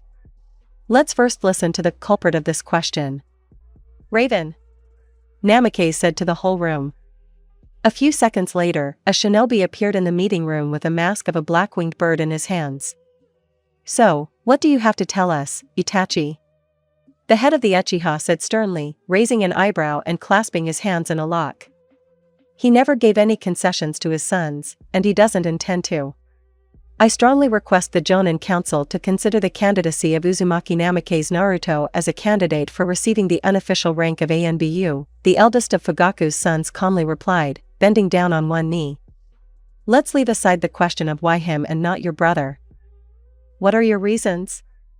Shikaku spoke, looking intently at the young ANBU member. The question of accepting a 12-year-old boy into a special forces unit would not have even been discussed if the boy had been an ordinary boy and had not been accepted by a member of that unit himself, albeit an unofficial one. Naruto is strong, both physically and mentally. His combat skills and situational assessment are already better than any Chunin. Also, using the shadow cloning technique, he is developing at an incredible speed. So much so that now there is no genin team that could defeat him in full force. In these few months that I have been training him, he has advanced so quickly that it would take at least a year for anyone here. If we take into account the inhuman reserves of chakra that he has, Naruto will become one of the most powerful combat units in Konoha in a year. Itachi explained slowly, carefully choosing his words. The shinobi surrounding him listened silently, and after the story ended, silence reigned for a few seconds. Indeed, the boy is progressing at an impressive rate. Considering that you have been personally training him for the last couple of months, the question of strength is no longer worth raising. But strength alone is not enough to get into this squad. Hayashi intervened in the discussion. As the head of one of the strongest clans in Konoha, he never lost sight of the strongest of the younger generation for a minute. And all because of his worthless eldest daughter, who turned out to be even weaker than her younger sister. I agree with Hayashi on this. ANBU is an elite unit that recruits shinobi with very rare or outstanding talents. And Naruto only has outstanding tenacity and chakra volume. There is no point in a monkey with an explosive seal if it blows itself up due to ignorance, the head of the Uchiha flatly refused. Minato's face suddenly reflected anger and irritation, but a moment later the Hokage sat with an unperturbed look again. No matter how rude or offensive the words sounded, there was a weighty grain of truth in them. But he's not asking for the boy's official approval, Inoichi started to say, but stopped short, seeing a smile flash across the face of the Uchiha clan genius. Kid, have you thought about it? He's only 12, are you sure you want to put this burden on your shoulders? He's not even related to you, not to mention the fact that the Nine Tails is sealed inside him, Yamanaka began to babble, finally understanding Itachi's entire idea. Another silence fell in the hall, indicating that all the shinobi were deep in thought. Here's what I propose, Nara said. The sly fox had long ago guessed what Uchiha was after, but he was in no hurry to reveal the boy's cards. And when, in his opinion, the others began to understand what the issue was, he took the floor. Itachi takes the boy under his wing and will carry out missions and work in the police together with him. He himself is officially a jounin, so there are no problems with that. In addition, they will periodically act as support for other genin teams. You suggested a good idea. The lack of experience is the child's main problem. If he gains enough of it, he will become a strong shinobi. Then we will talk about his joining the squad. The head of the Aburame clan also made his weighty contribution. Another minute of silence reigned in the hall. You all speak coherently, but the final decision is up to the young yondaime. No matter how you look at it, ANBU became his personal squad after the third's resignation. What do you think, Minato? Naruto is not only a shinobi, but also your son. In the event of an ill-considered decision, you may have major disagreements, Hatake intervened in the discussion. As a father, I am infinitely proud of my son. At 12, I could not even dream of high-ranking people discussing me as a candidate for ANBU, not to mention that the respected genius of the village would vouch for me. But as Hokage, I do not know what will be better. Naruto really lacks both experience and knowledge. This will come with time, but he will not be able to learn to work in a team on his own. And now there is a choice, either flatly refuse to accept him into ANBU, putting everything on practicing teamwork, or let the boy develop as the strongest shinobi, who, most likely, will be a burden on the team. Kage said his thoughts out loud. Everyone in the hall silently listened to the words of the head of the village and thought about them. Having caught his breath, Namikaze continued. Alternatively, we could assign several ANBU to Naruto to train him in teamwork, but we don't have the strength or the ability to do that right now. We shouldn't rule out the possibility that he might have an innate talent for leadership, but relying on something that might not exist is also stupid. Based on everything that has been said so far, we can conclude that everything is going according to Itachi's plan at the moment. Or am I wrong? Smiling at the inclined shinobi, Yondaime asked. Fugaku's eldest son wanted to answer, but held back. There was a noise in the room. The Jonin began a heated discussion about the boy's future, not forgetting about Itachi. Maybe not ideal, but Sasuke's brother's plan was exposed at its root. Still, it was too early for him to weave threads with the Jonin Council. After some time, the village head took matters into his own hands and demanded silence. Well, have it your way, Itachi. The boy will be transferred directly to your subordination, but with several conditions. First, in a year and a half he will have to pass the Chunin exam, taking patronage over the newly graduated genin. Second, during the year of training he will have to complete at least 15 D-rank missions, 10 C-rank missions and 3 B-rank missions. Considering the shadow clone technique that Naruto learned, this should not be a problem, but do not forget about his training. And third, at the slightest call, you will go to help other teams, regardless of where you were and what you did there. In case of failure, you will lose the title of Jonin and will be transferred to the police on a permanent basis, and Naruto will never again have a chance to rise above the rank of Jonin. The Yondaime announced his decision. At first glance, the conditions are trivial, but alas, this is not so. The first condition alone implies that within a year the boy must be trained as a team leader, a leader of a random team. This means that Naruto must learn to quickly adapt to any team, make important decisions, take responsibility for them and, most importantly, quickly recognize the strengths and weaknesses of both opponents and friends. And for some, this takes at least 3 years. And this is only the first condition. In addition, there is also a condition for 28 missions. If D rank missions can be completed in the next month, then C rank will take at least 2 months. Not to mention B rank, where one mission can be a month long. From a pure mathematical point of view, the first 2 time conditions take approximately 3.5 years to complete, not taking into account the boy's training. And all this had to be done in a year. And only now Itachi began to understand what kind of trouble he had gotten himself into. His short-sightedness could deprive not only his shinobi career, but also the boy who had been unofficially dubbed the 5th Hokage of his future. He could go back on his word and, having lost all dignity, kneel before the assembly of Jonin, apologizing for his insolence, but this would greatly tarnish both his honor and the honor of the entire clan. And for such a proud genius, this was akin to signing a death warrant. After all, what kind of older brother would he be in Sasuke's eyes if he went back on his word? But even this tiny scrap of the picture of problems was enough for Itachi to think. And after some difficult reflection, he made a decision. I agree, but I would like to add a point to this agreement, Uchiha said, rising from his knee. His whole appearance gave a clear idea that the young man would not give in so easily, and there was no reason to doubt the seriousness of his intentions. Speak, the head of the Uchiha demanded. Fugaku was as serious as ever. The honor of the Uchiha clan was at stake. Not just the pride of some shinobi. If Naruto fulfills all the conditions, I would like to leave the police and go under his direct subordination, on an official basis. Showing all the influential jounin of the leaf his devotion to both the cause and Naruto himself, Itachi bowed his head again and knelt down on one knee. Uchiha understood that by signing up to the council's terms he would have no other choice but to put his head on the guillotine, where the executioner would be a 12-year-old boy. And if everything worked out, Itachi would finally be freed from his police duty and would come under the leadership of someone who would owe him a lot, and someone who would really listen to him. The room was filled with noise again. Unprecedented impudence from a genius, but only an ordinary jounin. Even if he was an unofficial ANBU 3 times over, only a few were allowed to set such conditions for one of the most influential forces in the village, and Uchiha Itachi, by the way, was not one of them. Okay, Yondaime said loudly. It was no secret that this was a game with the future of the village. It might be possible to prepare a new Kage, at least somehow, but it would not be so easy to restore the honor of the ancient clan.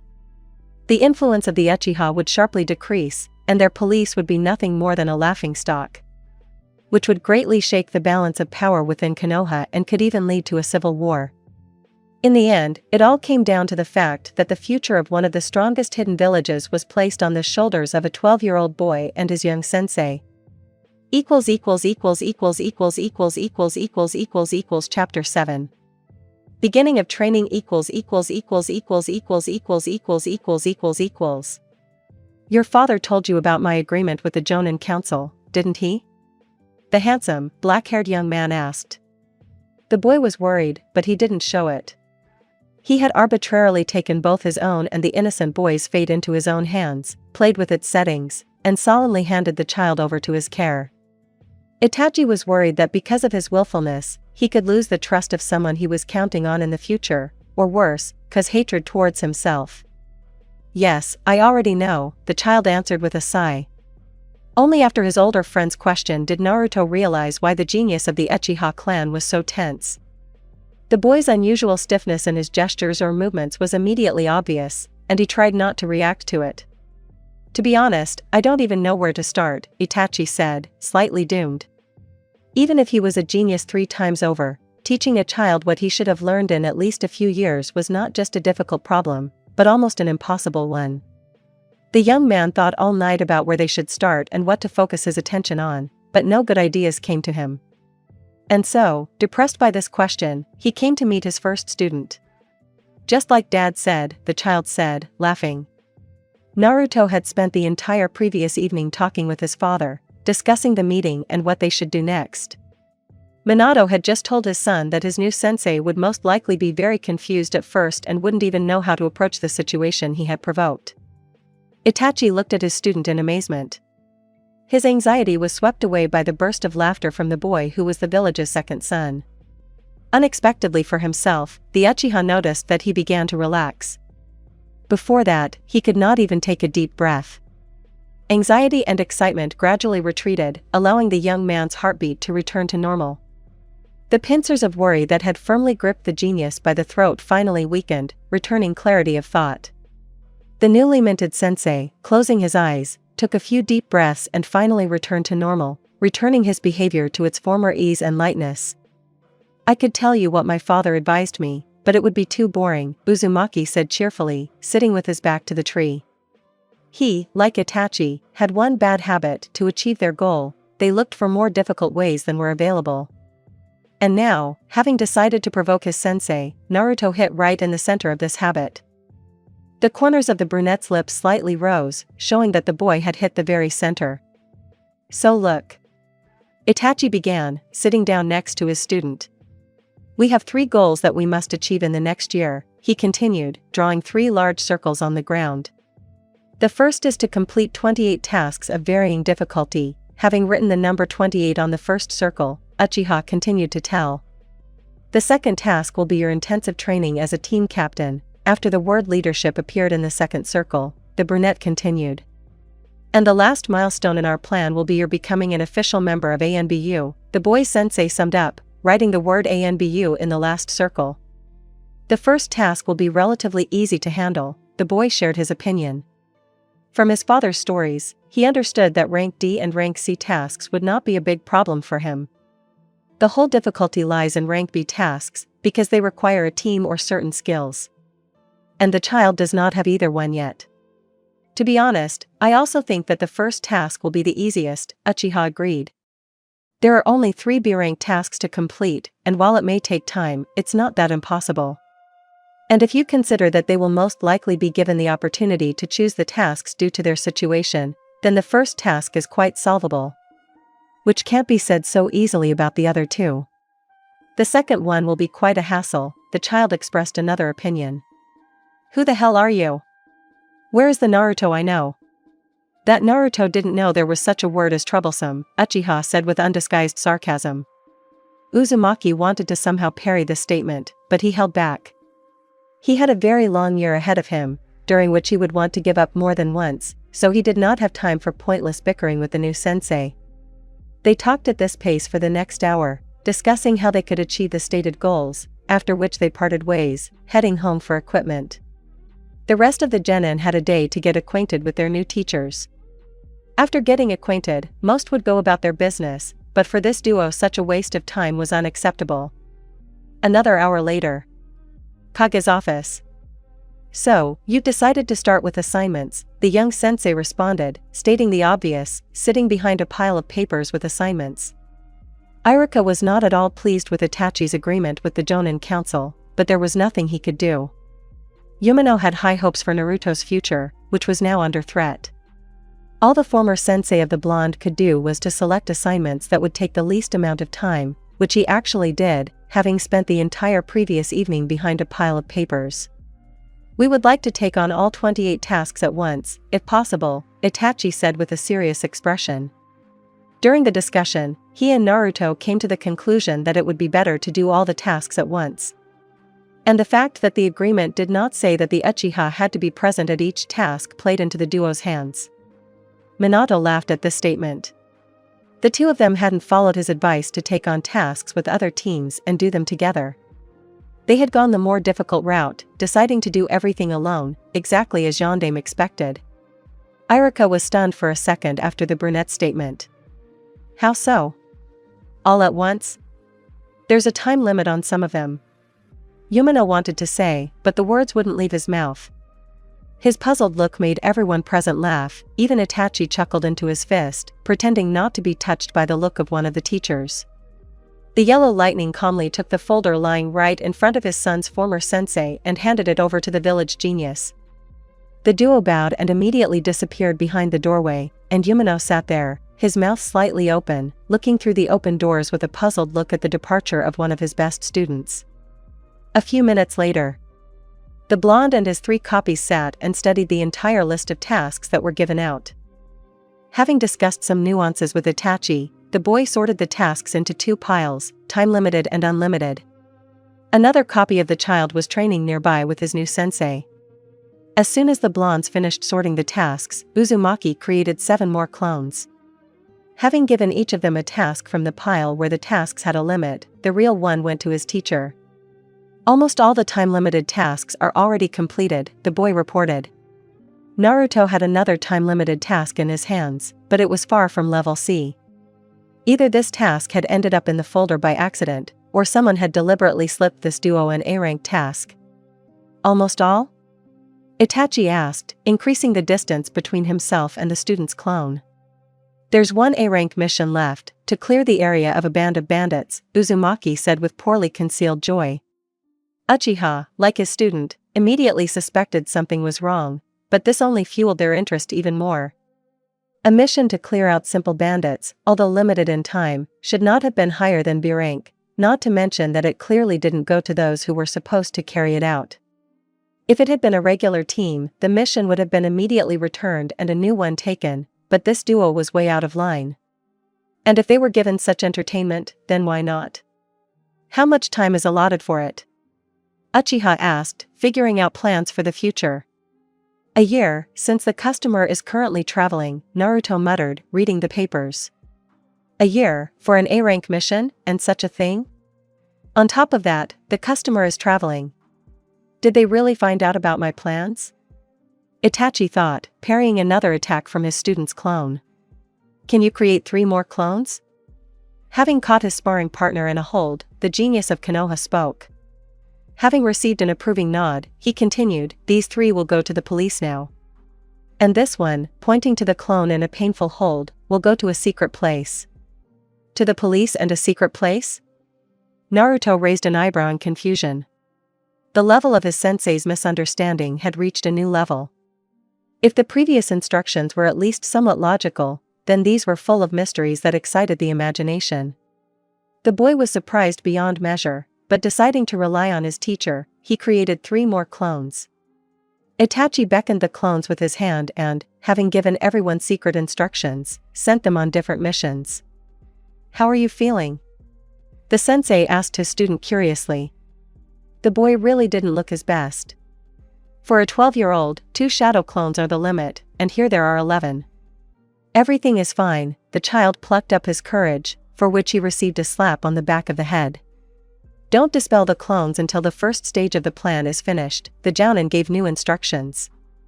Naruto only nodded in agreement. If you agree, let's go treat you to lunch, after all, you are my first student, the brunette added, stretching into a good-natured smile. For him, this was one of his personal achievements and necessary practice in order to pass on all his knowledge and skills to others in the future. A few minutes later, a student and teacher duo entered one of the restaurants in the center of the village. The small establishment greeted them with a pleasant sign and the smell of herbs. There were several tables and a long bar counter inside. The interior was decorated in soft colors, and several paintings and figurines on hanging shelves created a cozy homely atmosphere. The room was not noisy, although there was only 1 free table. Most of the visitors of this simple establishment came here to relax in a pleasant environment until lunchtime. Having taken a free table and called a pretty waitress, the teacher and student made an order.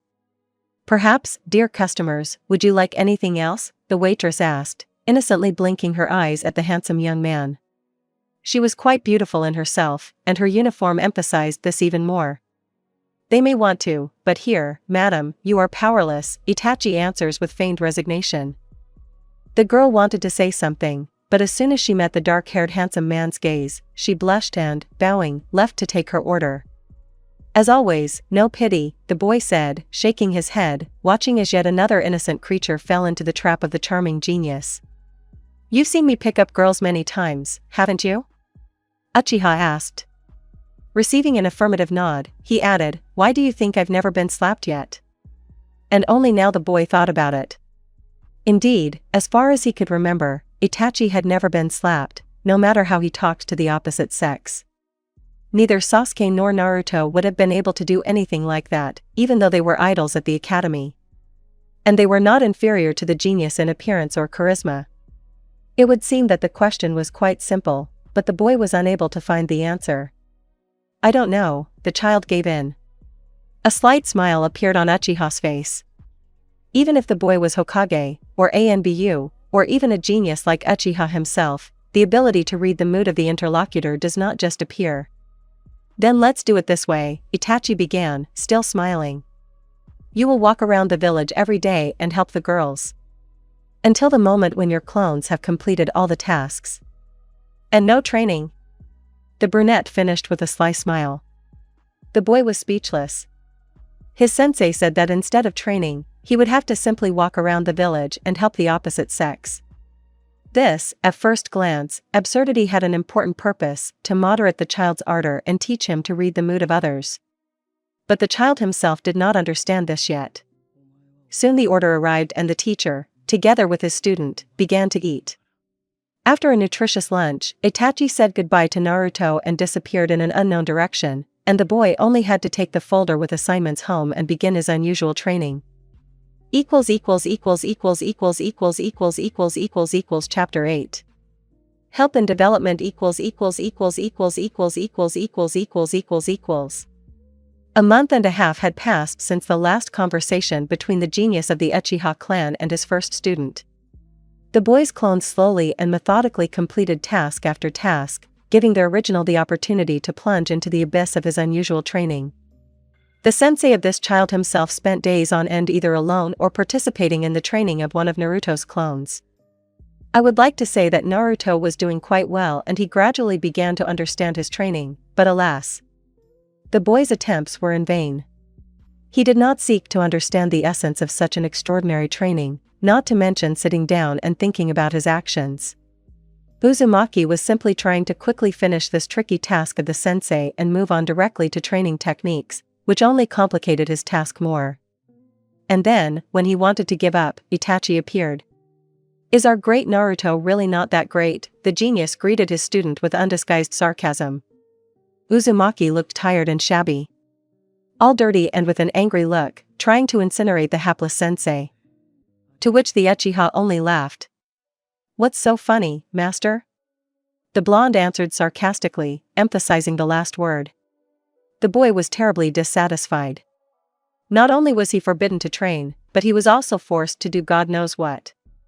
With each passing day, his faith in his sensei was falling lower and lower. The child had already begun to think that his older friend had failed, at least as a teacher. Well, since we've said hello, let's get down to business, Itachi began, ignoring his student's words. As I can see, things are going badly for you. I wonder what you think about training. This isn't training, it's just bullshit, the blonde said, snorting and sitting down on the bench, expecting that he could now be scolded in good faith for such a frivolous attitude to the matter. So that's how it is, the brunette said, sitting down next to his student, almost in a whisper. The young man expected that this would happen somewhere, sooner or later. The only question was when exactly. To be honest, Itachi thought that in a couple of weeks Uzumaki would come to complain that he was not succeeding. And this young genin had been stubbornly suffering defeat after defeat for a month and a half, which clearly showed himself from a good side. The young man thought. Now his task as a teacher was to give his student advice, but such that it would only help find the answer, and not directly point to it. And in such a delicate matter as understanding the mood of others, this must be done carefully, taking into account age perception. Look, Itachi began, once he'd come up with a few ideas. We're sitting in a park. Why are we sitting in a park? The boy's face reflected surprise and bewilderment. Confused by the sudden question, he could not say anything, only his lips moved in a silent dance, trying to convey something to his interlocutor. There are plenty of places to sit, so why a park? And why a park on the outskirts of a village? The charismatic genius did not calm down. His student only blinked his eyelashes in confusion, showing with his whole appearance that he did not understand what the sensei was leading to. Maybe because there's no one in it now, the child suggested, finally coming to his senses. A good guess, again. He bent one finger into a fist, showing that not everything had been named yet, and continued to press Itachi's student. Well, it's quiet here, the child answered, trying to catch the thread of the teacher's thoughts. and with each new answer, more and more new thoughts entered his head. And with each statement, the boy's bewilderment disappeared, giving way to a smile. And it's beautiful here, Naruto then made another assumption, to which he also received an affirmative nod, meaning that Uzumaki was thinking correctly. In fact, there are many more reasons than 3, the brunette began, pointing to his almost bent fist. What do you think would happen if at least one of these reasons was missing? I wouldn't have come here, Naruto answered immediately. His smile began to fade, replaced by thoughtfulness. He felt that the denouement of the conversation was approaching, but where it was, he did not understand. That's right. Now, think back to a few of your attempts to offer help and look at them from the perspective of the person you were trying to help, Uchiha said next. If we judge the reasons as necessary conditions, and your help as coming to the park, then, seeing that his student had lost the thread of everything that had happened, the owner of the Kekkai Genkai decided to help. Does that mean I didn't fulfill the conditions to help someone? The child asked in confusion, having completely lost the teacher's train of thought. Exactly. Itachi exclaimed contentedly. He had finally brought Naruto to the very idea he wanted and was even a little proud of himself. It was a heavy burden, however, to be a teacher. I have to fulfill certain conditions in order to help someone? For what reason? The boy chattered indignantly. How is it that in order to help someone voluntarily, you have to do something else for it? Not exactly, the brunette answered, shaking his head. Probably, for better understanding, you should replace the word conditions with criteria, this won't change the meaning. I didn't meet some criteria? The hero's son said, still not understanding. And as soon as he said this, his smile traitorously crawled onto his face, showing that its owner had found the thread that would lead him to the solution. The boy wanted to hold back his laughter, but for some reason he didn't have the strength and he laughed loudly, realizing that he had found the main problem. The Uchiha, with the same smile on his face, ruffled the boy's tousled hair and, having said goodbye, went away, giving the boy freedom to maneuver. Following the sensei, the child jumped up from the bench and rushed home, wondering where to start. Half a year has passed since then.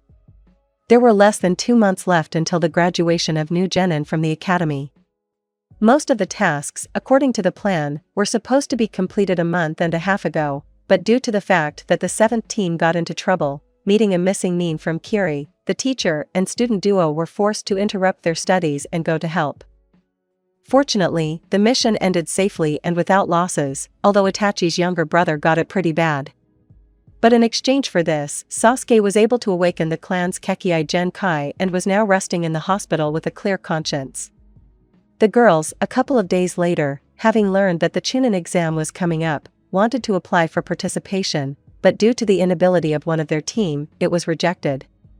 And so, filled with annoyance, they wandered around the village, not knowing what to do, until they met one of the former idols and the best among their graduating class, Naruto.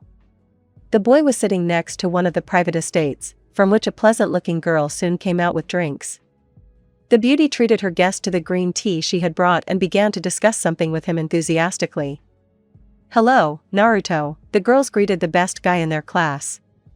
Hello to you too, my lady, Uzumaki said, bowing pompously, which caused a laugh from the beauty sitting next to him. Would you introduce us to your friend? Not recognizing her former classmate, which was not surprising, asked Karen. The only thing that reminded her of the previous plain and shy girl was the color of her dark blue hair, which was now tied in a small braid. Why not imagine, the blonde began, as if he were a butler, that this lady, if you, ladies, did not recognize her, is Hyuga Hinata, the blonde said, pointing with an open hand at the heiress of one of the strongest clans of Konoha. The girls were stunned for a few moments by the unexpectedly revealed truth. But really, just a little more than half a year since they had seen each other, this nondescript bud began to blossom. Finally, taking off her zipped jacket, the girl, without embarrassment, showed her beautiful figure, which was hidden only by a mesh t-shirt. The black top emphasized the femininity that began to grow rapidly, and her boyish pants turned into dark blue leggings, emphasizing her slender legs and pumped-up butt. The protector of this beauty moved to the left forearm. The whole image was complemented by the look of a self-confident girl, which directly appealed to male instincts. Hinata? Haruno barely squeezed out. After the incident on the last mission, her look had also changed, but it had become more mature and serious. In front of some genin, there was a whole massacre for the bridge to the future. Itachi, together with Kakashi, single-handedly reduced the enemy reinforcements for the missing mine by half. The remaining mercenaries fled in horror, leaving their customer to be torn apart by the crowd of villagers that had arrived. Unfortunately, capturing the renegades for 2 teams was not an achievable goal. In total, more than 24 people were killed in front of the genin, which could not help but affect their morale. "It's true, Hinata," the red-haired beast confirmed Uzumari's words. "Hello, girls," Hyuga greeted with an undisguised smile. She was very pleased to see the results of her work on turning into a beautiful girl. For the past few months, she had been communicating with Uzumaki between missions. In exchange for helping him with his unusual training, he helped her transform. It was far from easy, but both did not give up, and finally the brunette was able to master her new style, and Naruto began to better understand how to treat the opposite sex. "Thank you for the tea, but I have business to attend to." Uzumaki bowed to the mistress of the estate on whose porch they were sitting and left, leaving the girls alone. "Since when did you become interested in boys, Hyuga?" Sakura said with a slight mockery. Not only had such a plain girl become a real beauty in such a short time, but she also clearly had her eye on the Hokage's son, whom she had never been interested in. "I don't understand what you're talking about," the brunette said with a smile on her face. Leaving the girls to chat, Uzumaki headed to a large building in the Uchiha quarter, namely the Konoha police residence. The 2-story building made of white stone spoke of its grandeur, and the large Uchiha clan mark above the entrance made it clear that this was far from an entertainment center. Even taking into account the fact that the main police building had recently been rebuilt, it did not stand out for its novelty. The others were in the same excellent condition, only they had never been demolished by earth elemental techniques. Naruto entered inside without any problems and, under the warning of the duty officer not to run, went to the office where his sensei usually sat. A small room in light colors and with a clan mark on the walls was well lit and ventilated, which meant that Itachi was not here. With a heavy sigh, the blonde left the residence and went to the hospital to see Sasuke. The blonde sensei lived either in his office or in the hospital, lately. The white building with a red cross at the entrance announced that the hero's son had come to his destination, his second home. It had been a long time since he had come here. The last time he had been here was when he and Sasuke had been beaten up, a year ago. But the blonde felt as if it had happened yesterday. Once again he was walking along the corridors filled with the smell of medicine, past people in white coats. Familiar nurses with smiles on their faces waved at the young genin, showing their friendliness, and the doctors once again asked that this little hooligan not linger here and not misbehave. Everything was just like then. There lay the wounded Sasuke in the ward, and Itachi was looking after him like a nanny. "Hello to the sick," Uzumaki greeted from the passage, drawing attention to himself. "What happened, Naruto?" Itachi asked, a little worried. The blonde's face clearly showed that he wanted to talk. And judging by the looks he was giving his sensei's wounded brother, the conversation had to be confidential. "I'll go out for a minute," the genius of the Uchiha clan reported to his brother. "Get lost already. Let me have a rest from you." Sasuke began to wail. In the couple of days that he had been lying there with a broken collarbone and leg, his brother had already gotten on his nerves. He was fussing over every little thing, not giving him a moment's peace. And now he had just had a chance to get rid of him, even for a few minutes, which he did not want to miss. "So?" Uchiha asked, moving away from his younger brother's room. "I'm going to go on my last mission," Uzumaki briefly stated his intentions. The blonde's teacher thought about it. There was one last milestone that had not yet been completed before Naruto would be assigned to the newbies team an A-rank mission. If Uzumaki had been stronger, Itachi would have sent him on the mission himself without any problems, but considering the clone's skills, which he had seen when he had completed B-rank missions with them, it was not enough. If the blonde had dispelled his clones and gained all the experience they had accumulated, he would have been able to complete the mission alone, although not without problems, but now the technique could not be cancelled. Due to the strain the clones had been receiving for the last 6 months, Naruto would be bedridden for the next month, at best. "We'll set out tomorrow morning. Get some rest today," Uchiha gave the instructions, realizing that there were no other options. After which he returned to his younger brother. The blonde, bowing to the teacher, left the foul-smelling building. Not knowing what to do with himself, Naruto went to talk to his father, but he was not there. And from what his secretary said, he understood that Minato had been absent from the village for a week. Thoughts about what to do occupied the boy's entire head, but not a single sensible idea came up. A child cannot train, and if he goes to help the girls again, he will be tired in the morning. So he sat on the Kage rock, not knowing how to while away the time until he fell asleep. The boy woke up closer to evening, when a cold wind rose. The villagers of Konoha began to disperse to their homes, or in small groups fell into open pubs and restaurants. Some particularly persistent students trained away from people and buildings, improving themselves. An ordinary day in the ordinary life of Konoha. Having gathered himself, Naruto got up and began to leave, when children's voices were heard nearby. "I will become the 5th Hokage," shouted one boy with chestnut-colored hair that seemed black in the approaching darkness. "What do you mean, I'll become the 5th Hokage?" The blue-haired boy was shouting, trying to outshout his opponent. He looked about a year younger than our hero. "Enough already!" The girl shouted louder than anyone, shutting up the arguing children. "What's that noise?"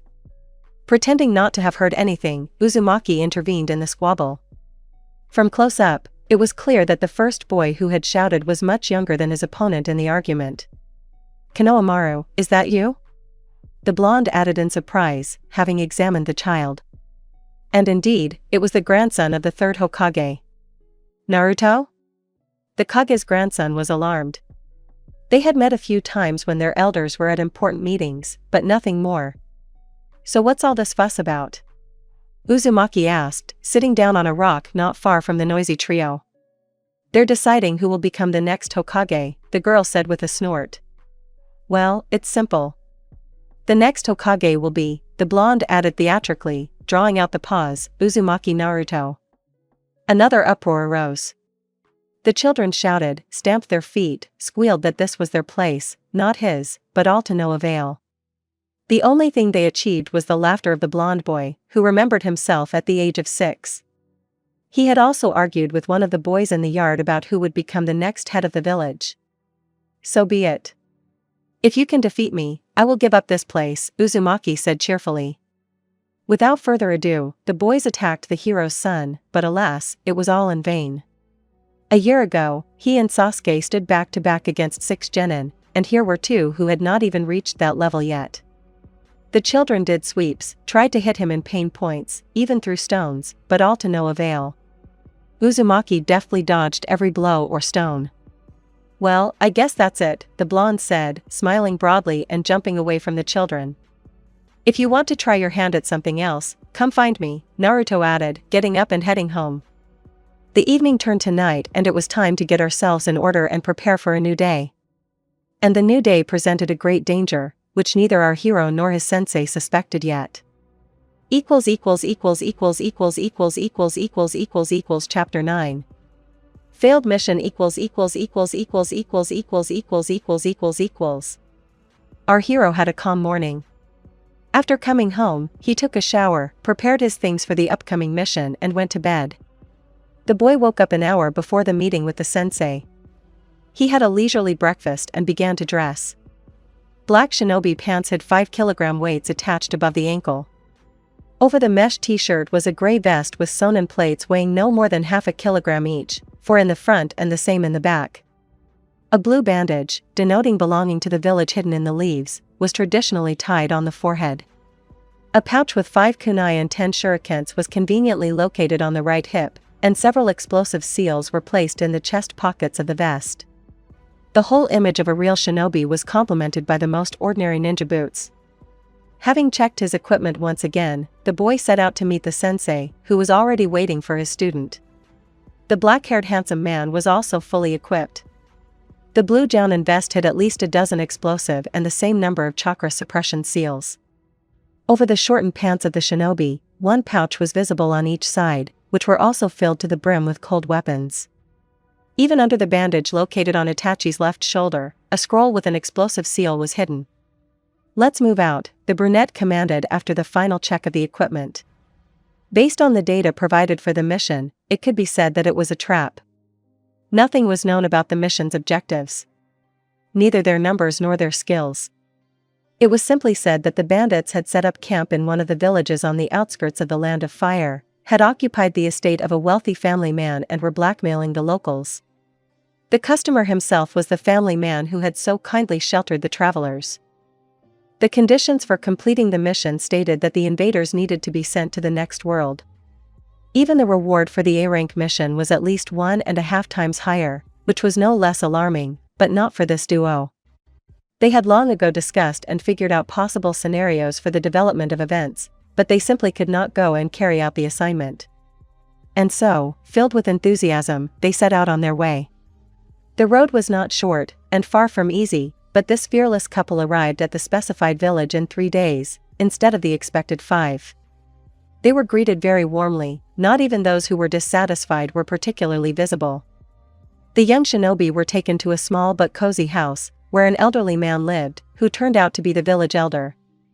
The elder briefly described the situation and told in detail what was required of a shinobi. After listening to the elderly man's story, Itachi looked at his student. The boy's face showed poorly concealed distrust. For some reason, no one in the village inspired the boy's trust. Itachi also closely monitored the situation, so closely that he missed something obvious. All the villagers were former shinobi, not lower than the level of jounin.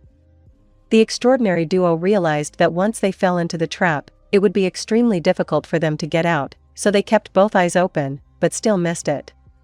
Whoever had prepared this trap was not only smart, he definitely knew the habits and behavior of the brunette who represented the greatest danger.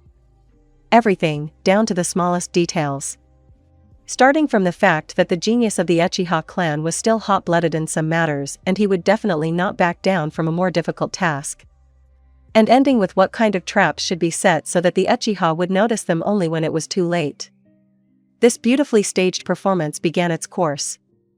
"Would you like to take a rest from the road, young people?" the village elder asked calmly, finishing his story.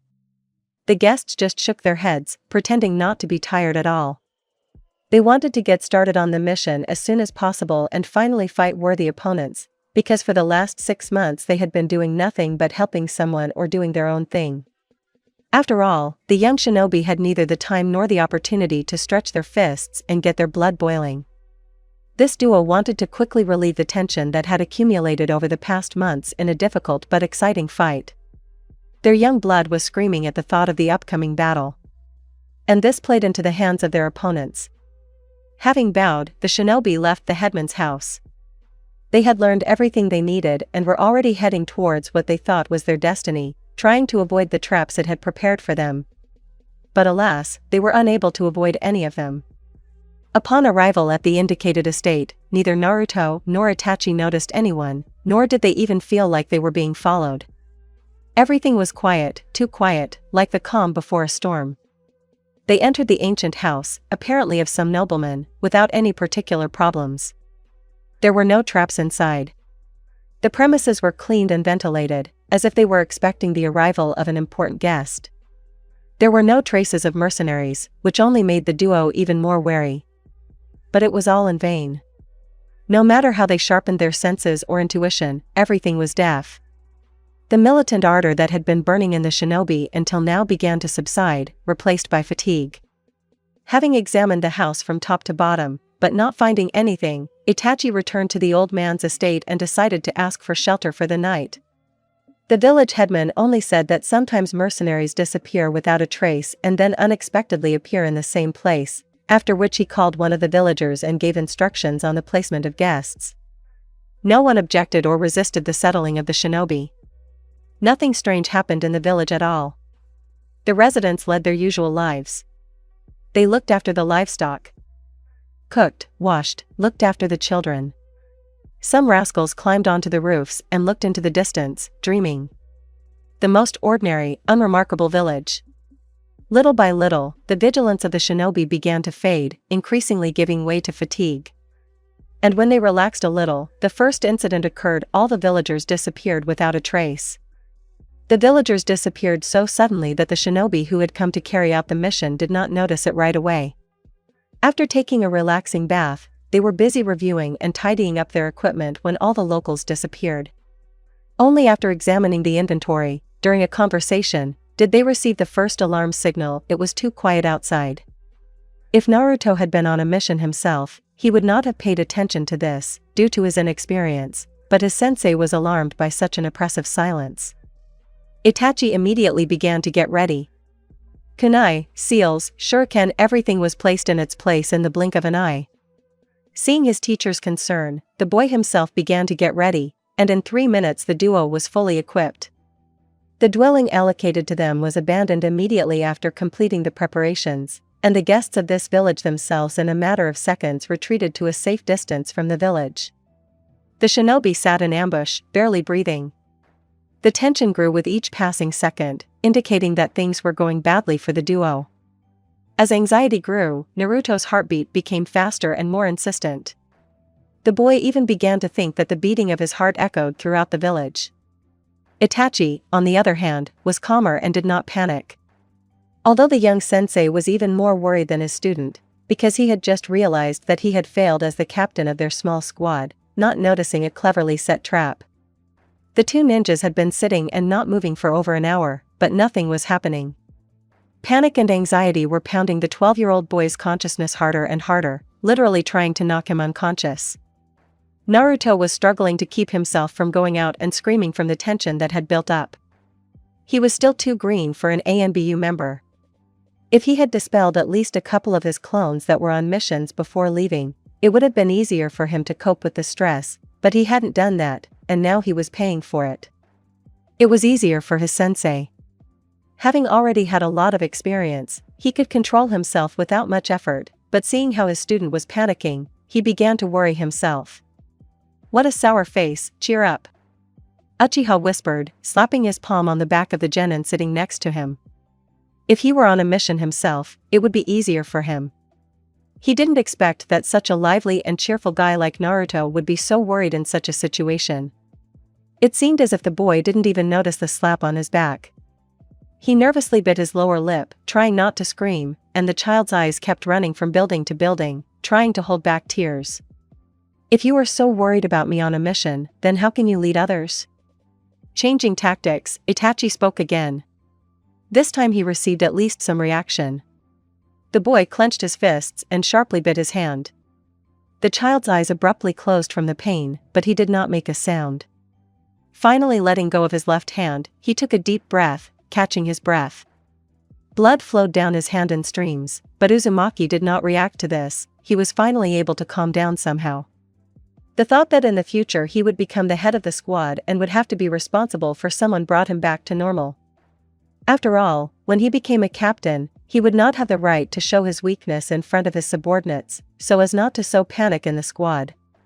And this could not be allowed, and purely intuitively he calmed himself down, inflicting physical injuries so that the pain would drown out the feeling of anxiety. Seeing that his student had relaxed at least a little, Itachi came to his senses. Now there was no need to worry about Uzumaki. And that was already comforting. But serious problems were just beginning. The muscles relaxed in the hot water began to ache and quickly go numb, indicating that the body was preparing to rest. The shinobi's breathing became intermittent. Now they had to cope not only with panic and tension, but also with physical pain. Naruto, who had not been very cheerful until now, felt much worse. His left arm ached from the bite, and the muscles in his legs felt like stone. In order to change the position of his body, the child had to make a lot of effort and endure far from childish pain.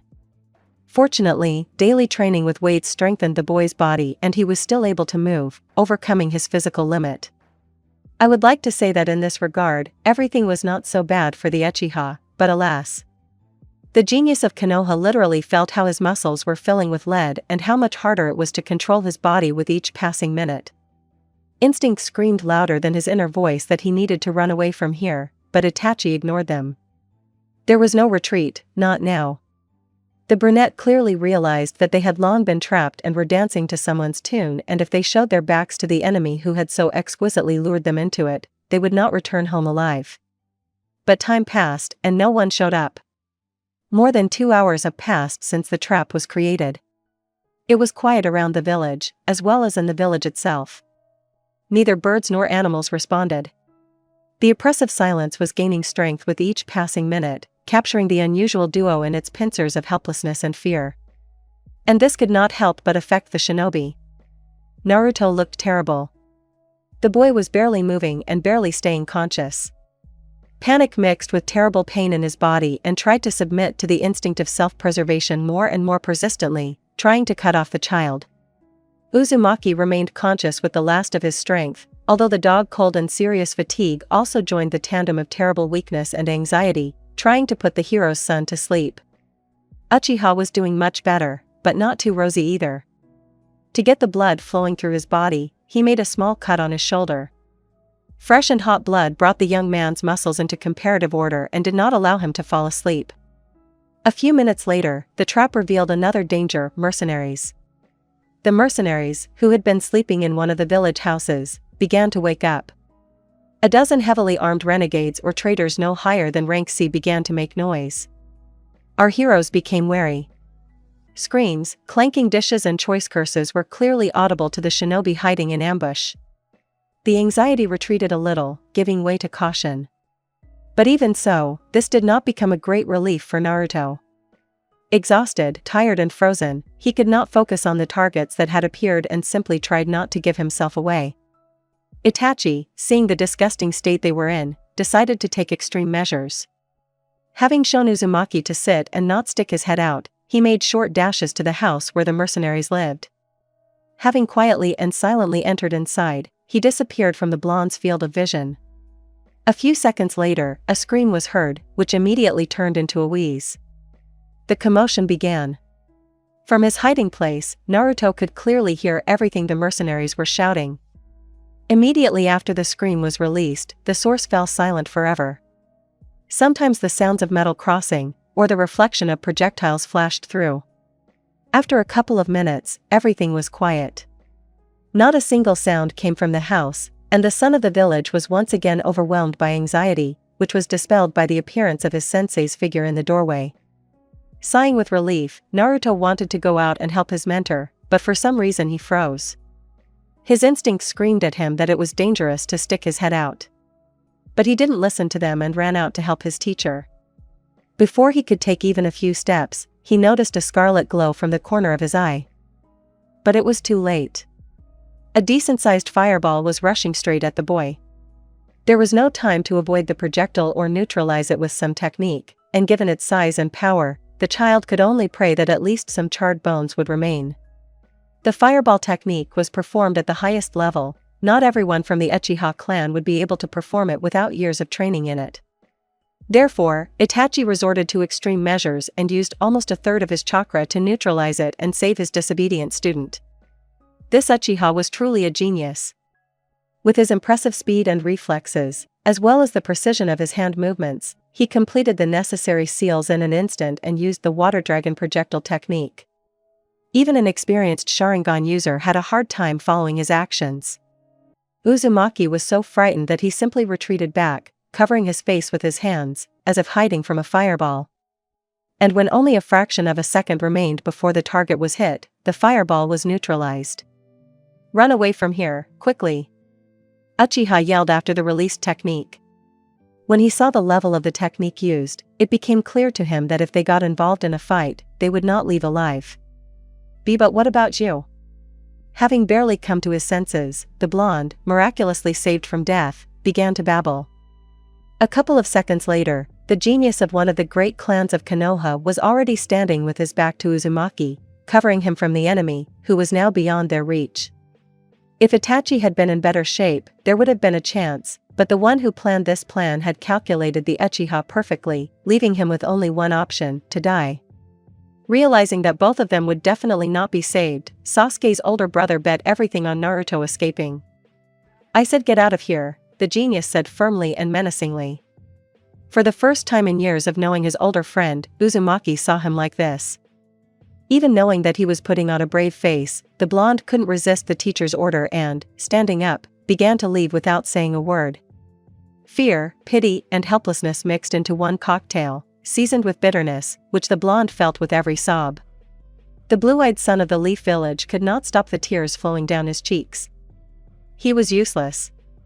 His training only helped him run away from problems. Uzumaki felt like a complete nonentity and the last bastard who abandoned his friend. He wanted to turn around more than once, but the realization that he would only get in the way and Itachi would definitely die because of him drove him far ahead. The boy ran headlong. The tree branches hit painfully all over his body and tore the child's clothes more and more. All wounded and bruised, he reached the village 2 days later. The pouch with equipment was lost somewhere along the way, and the vest that looked so good almost a week ago was good only for a doormat. Realizing that there was still adrenaline in his blood, the blonde immediately ran home, but miscalculated. After running just a few houses, the hormone flow disappeared and the boy fell at full speed from the roof of the house from which he was about to jump. Having earned several more bruises and escaped with only a broken right arm and several ribs, the boy's luck seemed to have run out, but an important guest who showed up that evening saved the child. Chapter 10. Difficulties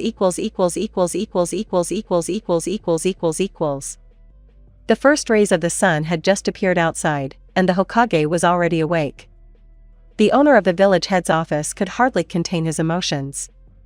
His son was in the hospital, with no prognosis for a quick recovery. The savior of the firstborn Kage, a blonde beast, threw her head back on the back of the sofa located near one of the walls, rubbing her eyes. Just a month ago, a child had literally fallen at her feet, on whom not only was there no living place, but he was also not breathing. Due to severe exhaustion caused by adrenal insufficiency, as a result of a long stay under adrenaline, the boy's heart could not withstand and stopped. Naruto was incredibly lucky that he fell in front of Senju, because a minute's delay would have cost the blonde his life. With great effort, Uzumaki was brought to a state similar to life. The abruptly stopped supply of chakra to the clones, using the seals on the blonde's right hand, caused the dissipation of the cloning technique, and all the accumulated experience along with the built-up muscles began to be transferred to the original. The boy's body changed, causing enormous heat and muscle restructuring. In Naruto's ward, the child's heart-rending scream was constantly heard, who had not even regained consciousness. The son of the hero of the village was in critical condition. Not only did the boy with a broken arm look like he had been beaten for a long time, but also the broken ribs that had punctured his lungs only worsened the situation. Even without the injuries and wounds received, the transfer of experience from clones with a special seal was a rather dangerous undertaking, and given the condition in which the blonde was, his life was in serious danger. Namikaze wanted to help his son become strong so much that he used the chakra transgression seal on him, the main feature of which was the transmission of chakra over any distance. This seal itself is not dangerous, but if it is used in combination with shadow cloning, it becomes life-threatening. The longer the clone was free, the more his body developed and he gained experience, therefore the load on the body of the original during the transfer increases many times. An adult could withstand the transfer of the experience of a couple of clones that were in free swimming for half a year, but an ordinary child could not do this. And if you consider that there were 11 clones and a 12-year-old boy had to withstand this, then the possibility of a fatal outcome, from the fact that the body would not withstand the load, was close to the mark of 100. Minato did not know how many clones his son had created and how many he was constantly transferring his chakra to, but assuming that there were at least 5, the Hokage decided to go on a short journey to find the legendary Sannin, in case of danger, and he was right.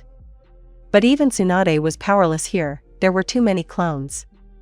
Over these 6 months, the boy's copies greatly developed the child's chakra circulation system, so much so that even Senju was unable to contain the frantic flow of chakra that filled the child's body and expanded the vessels.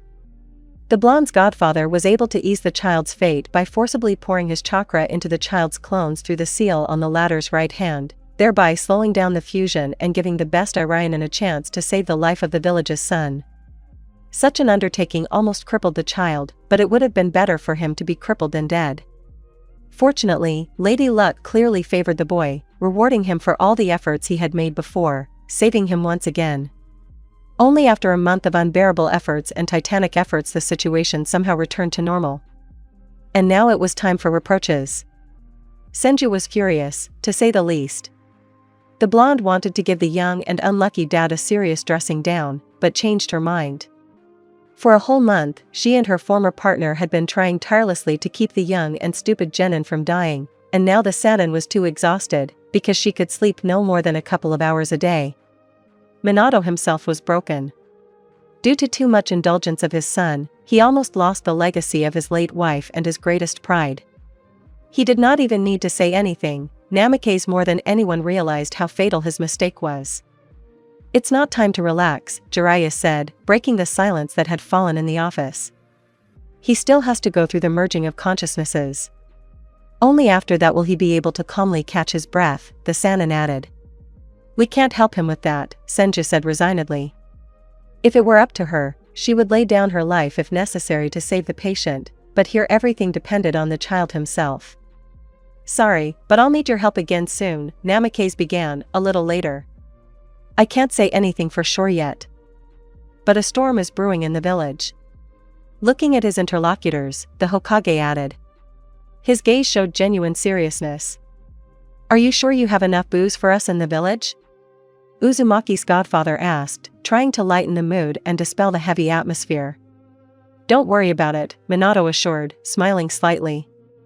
Knowing that 2 of the 3 Sannin were on his side made him feel better. Having dug up the folder with the latest mission and his son's things, he was dumbfounded. An A-rank mission, which clearly had nothing in common with the mission, made the Hokage think. Having reread the contents several times, he realized that this was not a mission at all, but a challenge. Someone was calling the former ANBU and his son to the country's border. Considering that Naruto was let go, the challenge was addressed to the Uchiha. Someone really needed Itachi, and remembering the incident with the Uchiha clan that happened in the distant past, even the genius of Konoha was just part of the plan. The only thing that was unclear was why Fugaku's son led Naruto on this mission.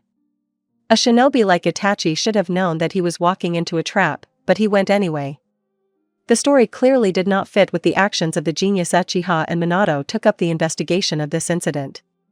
Kage's intuition told him that this whole carnival was just beginning and that Itachi knew exactly what he was getting into and what he was involving his son in, so the help of such influential figures as 2 of the legendary Trinity was very welcome. They talked for a long time, discussing the future and other things. Only when silence and darkness fell on the street did they finish. Having talked until the evening, 3 very influential figures in the shinobi world dispersed. Tsunade and Jiraiya finally went to relax and sit in peace. The child's cry was still ringing in their ears. Seeing what the 12-year-old boy was going through, they sincerely sympathized with him and with difficulty calmed the trembling in their hands, because you wouldn't wish such a fate on your enemy.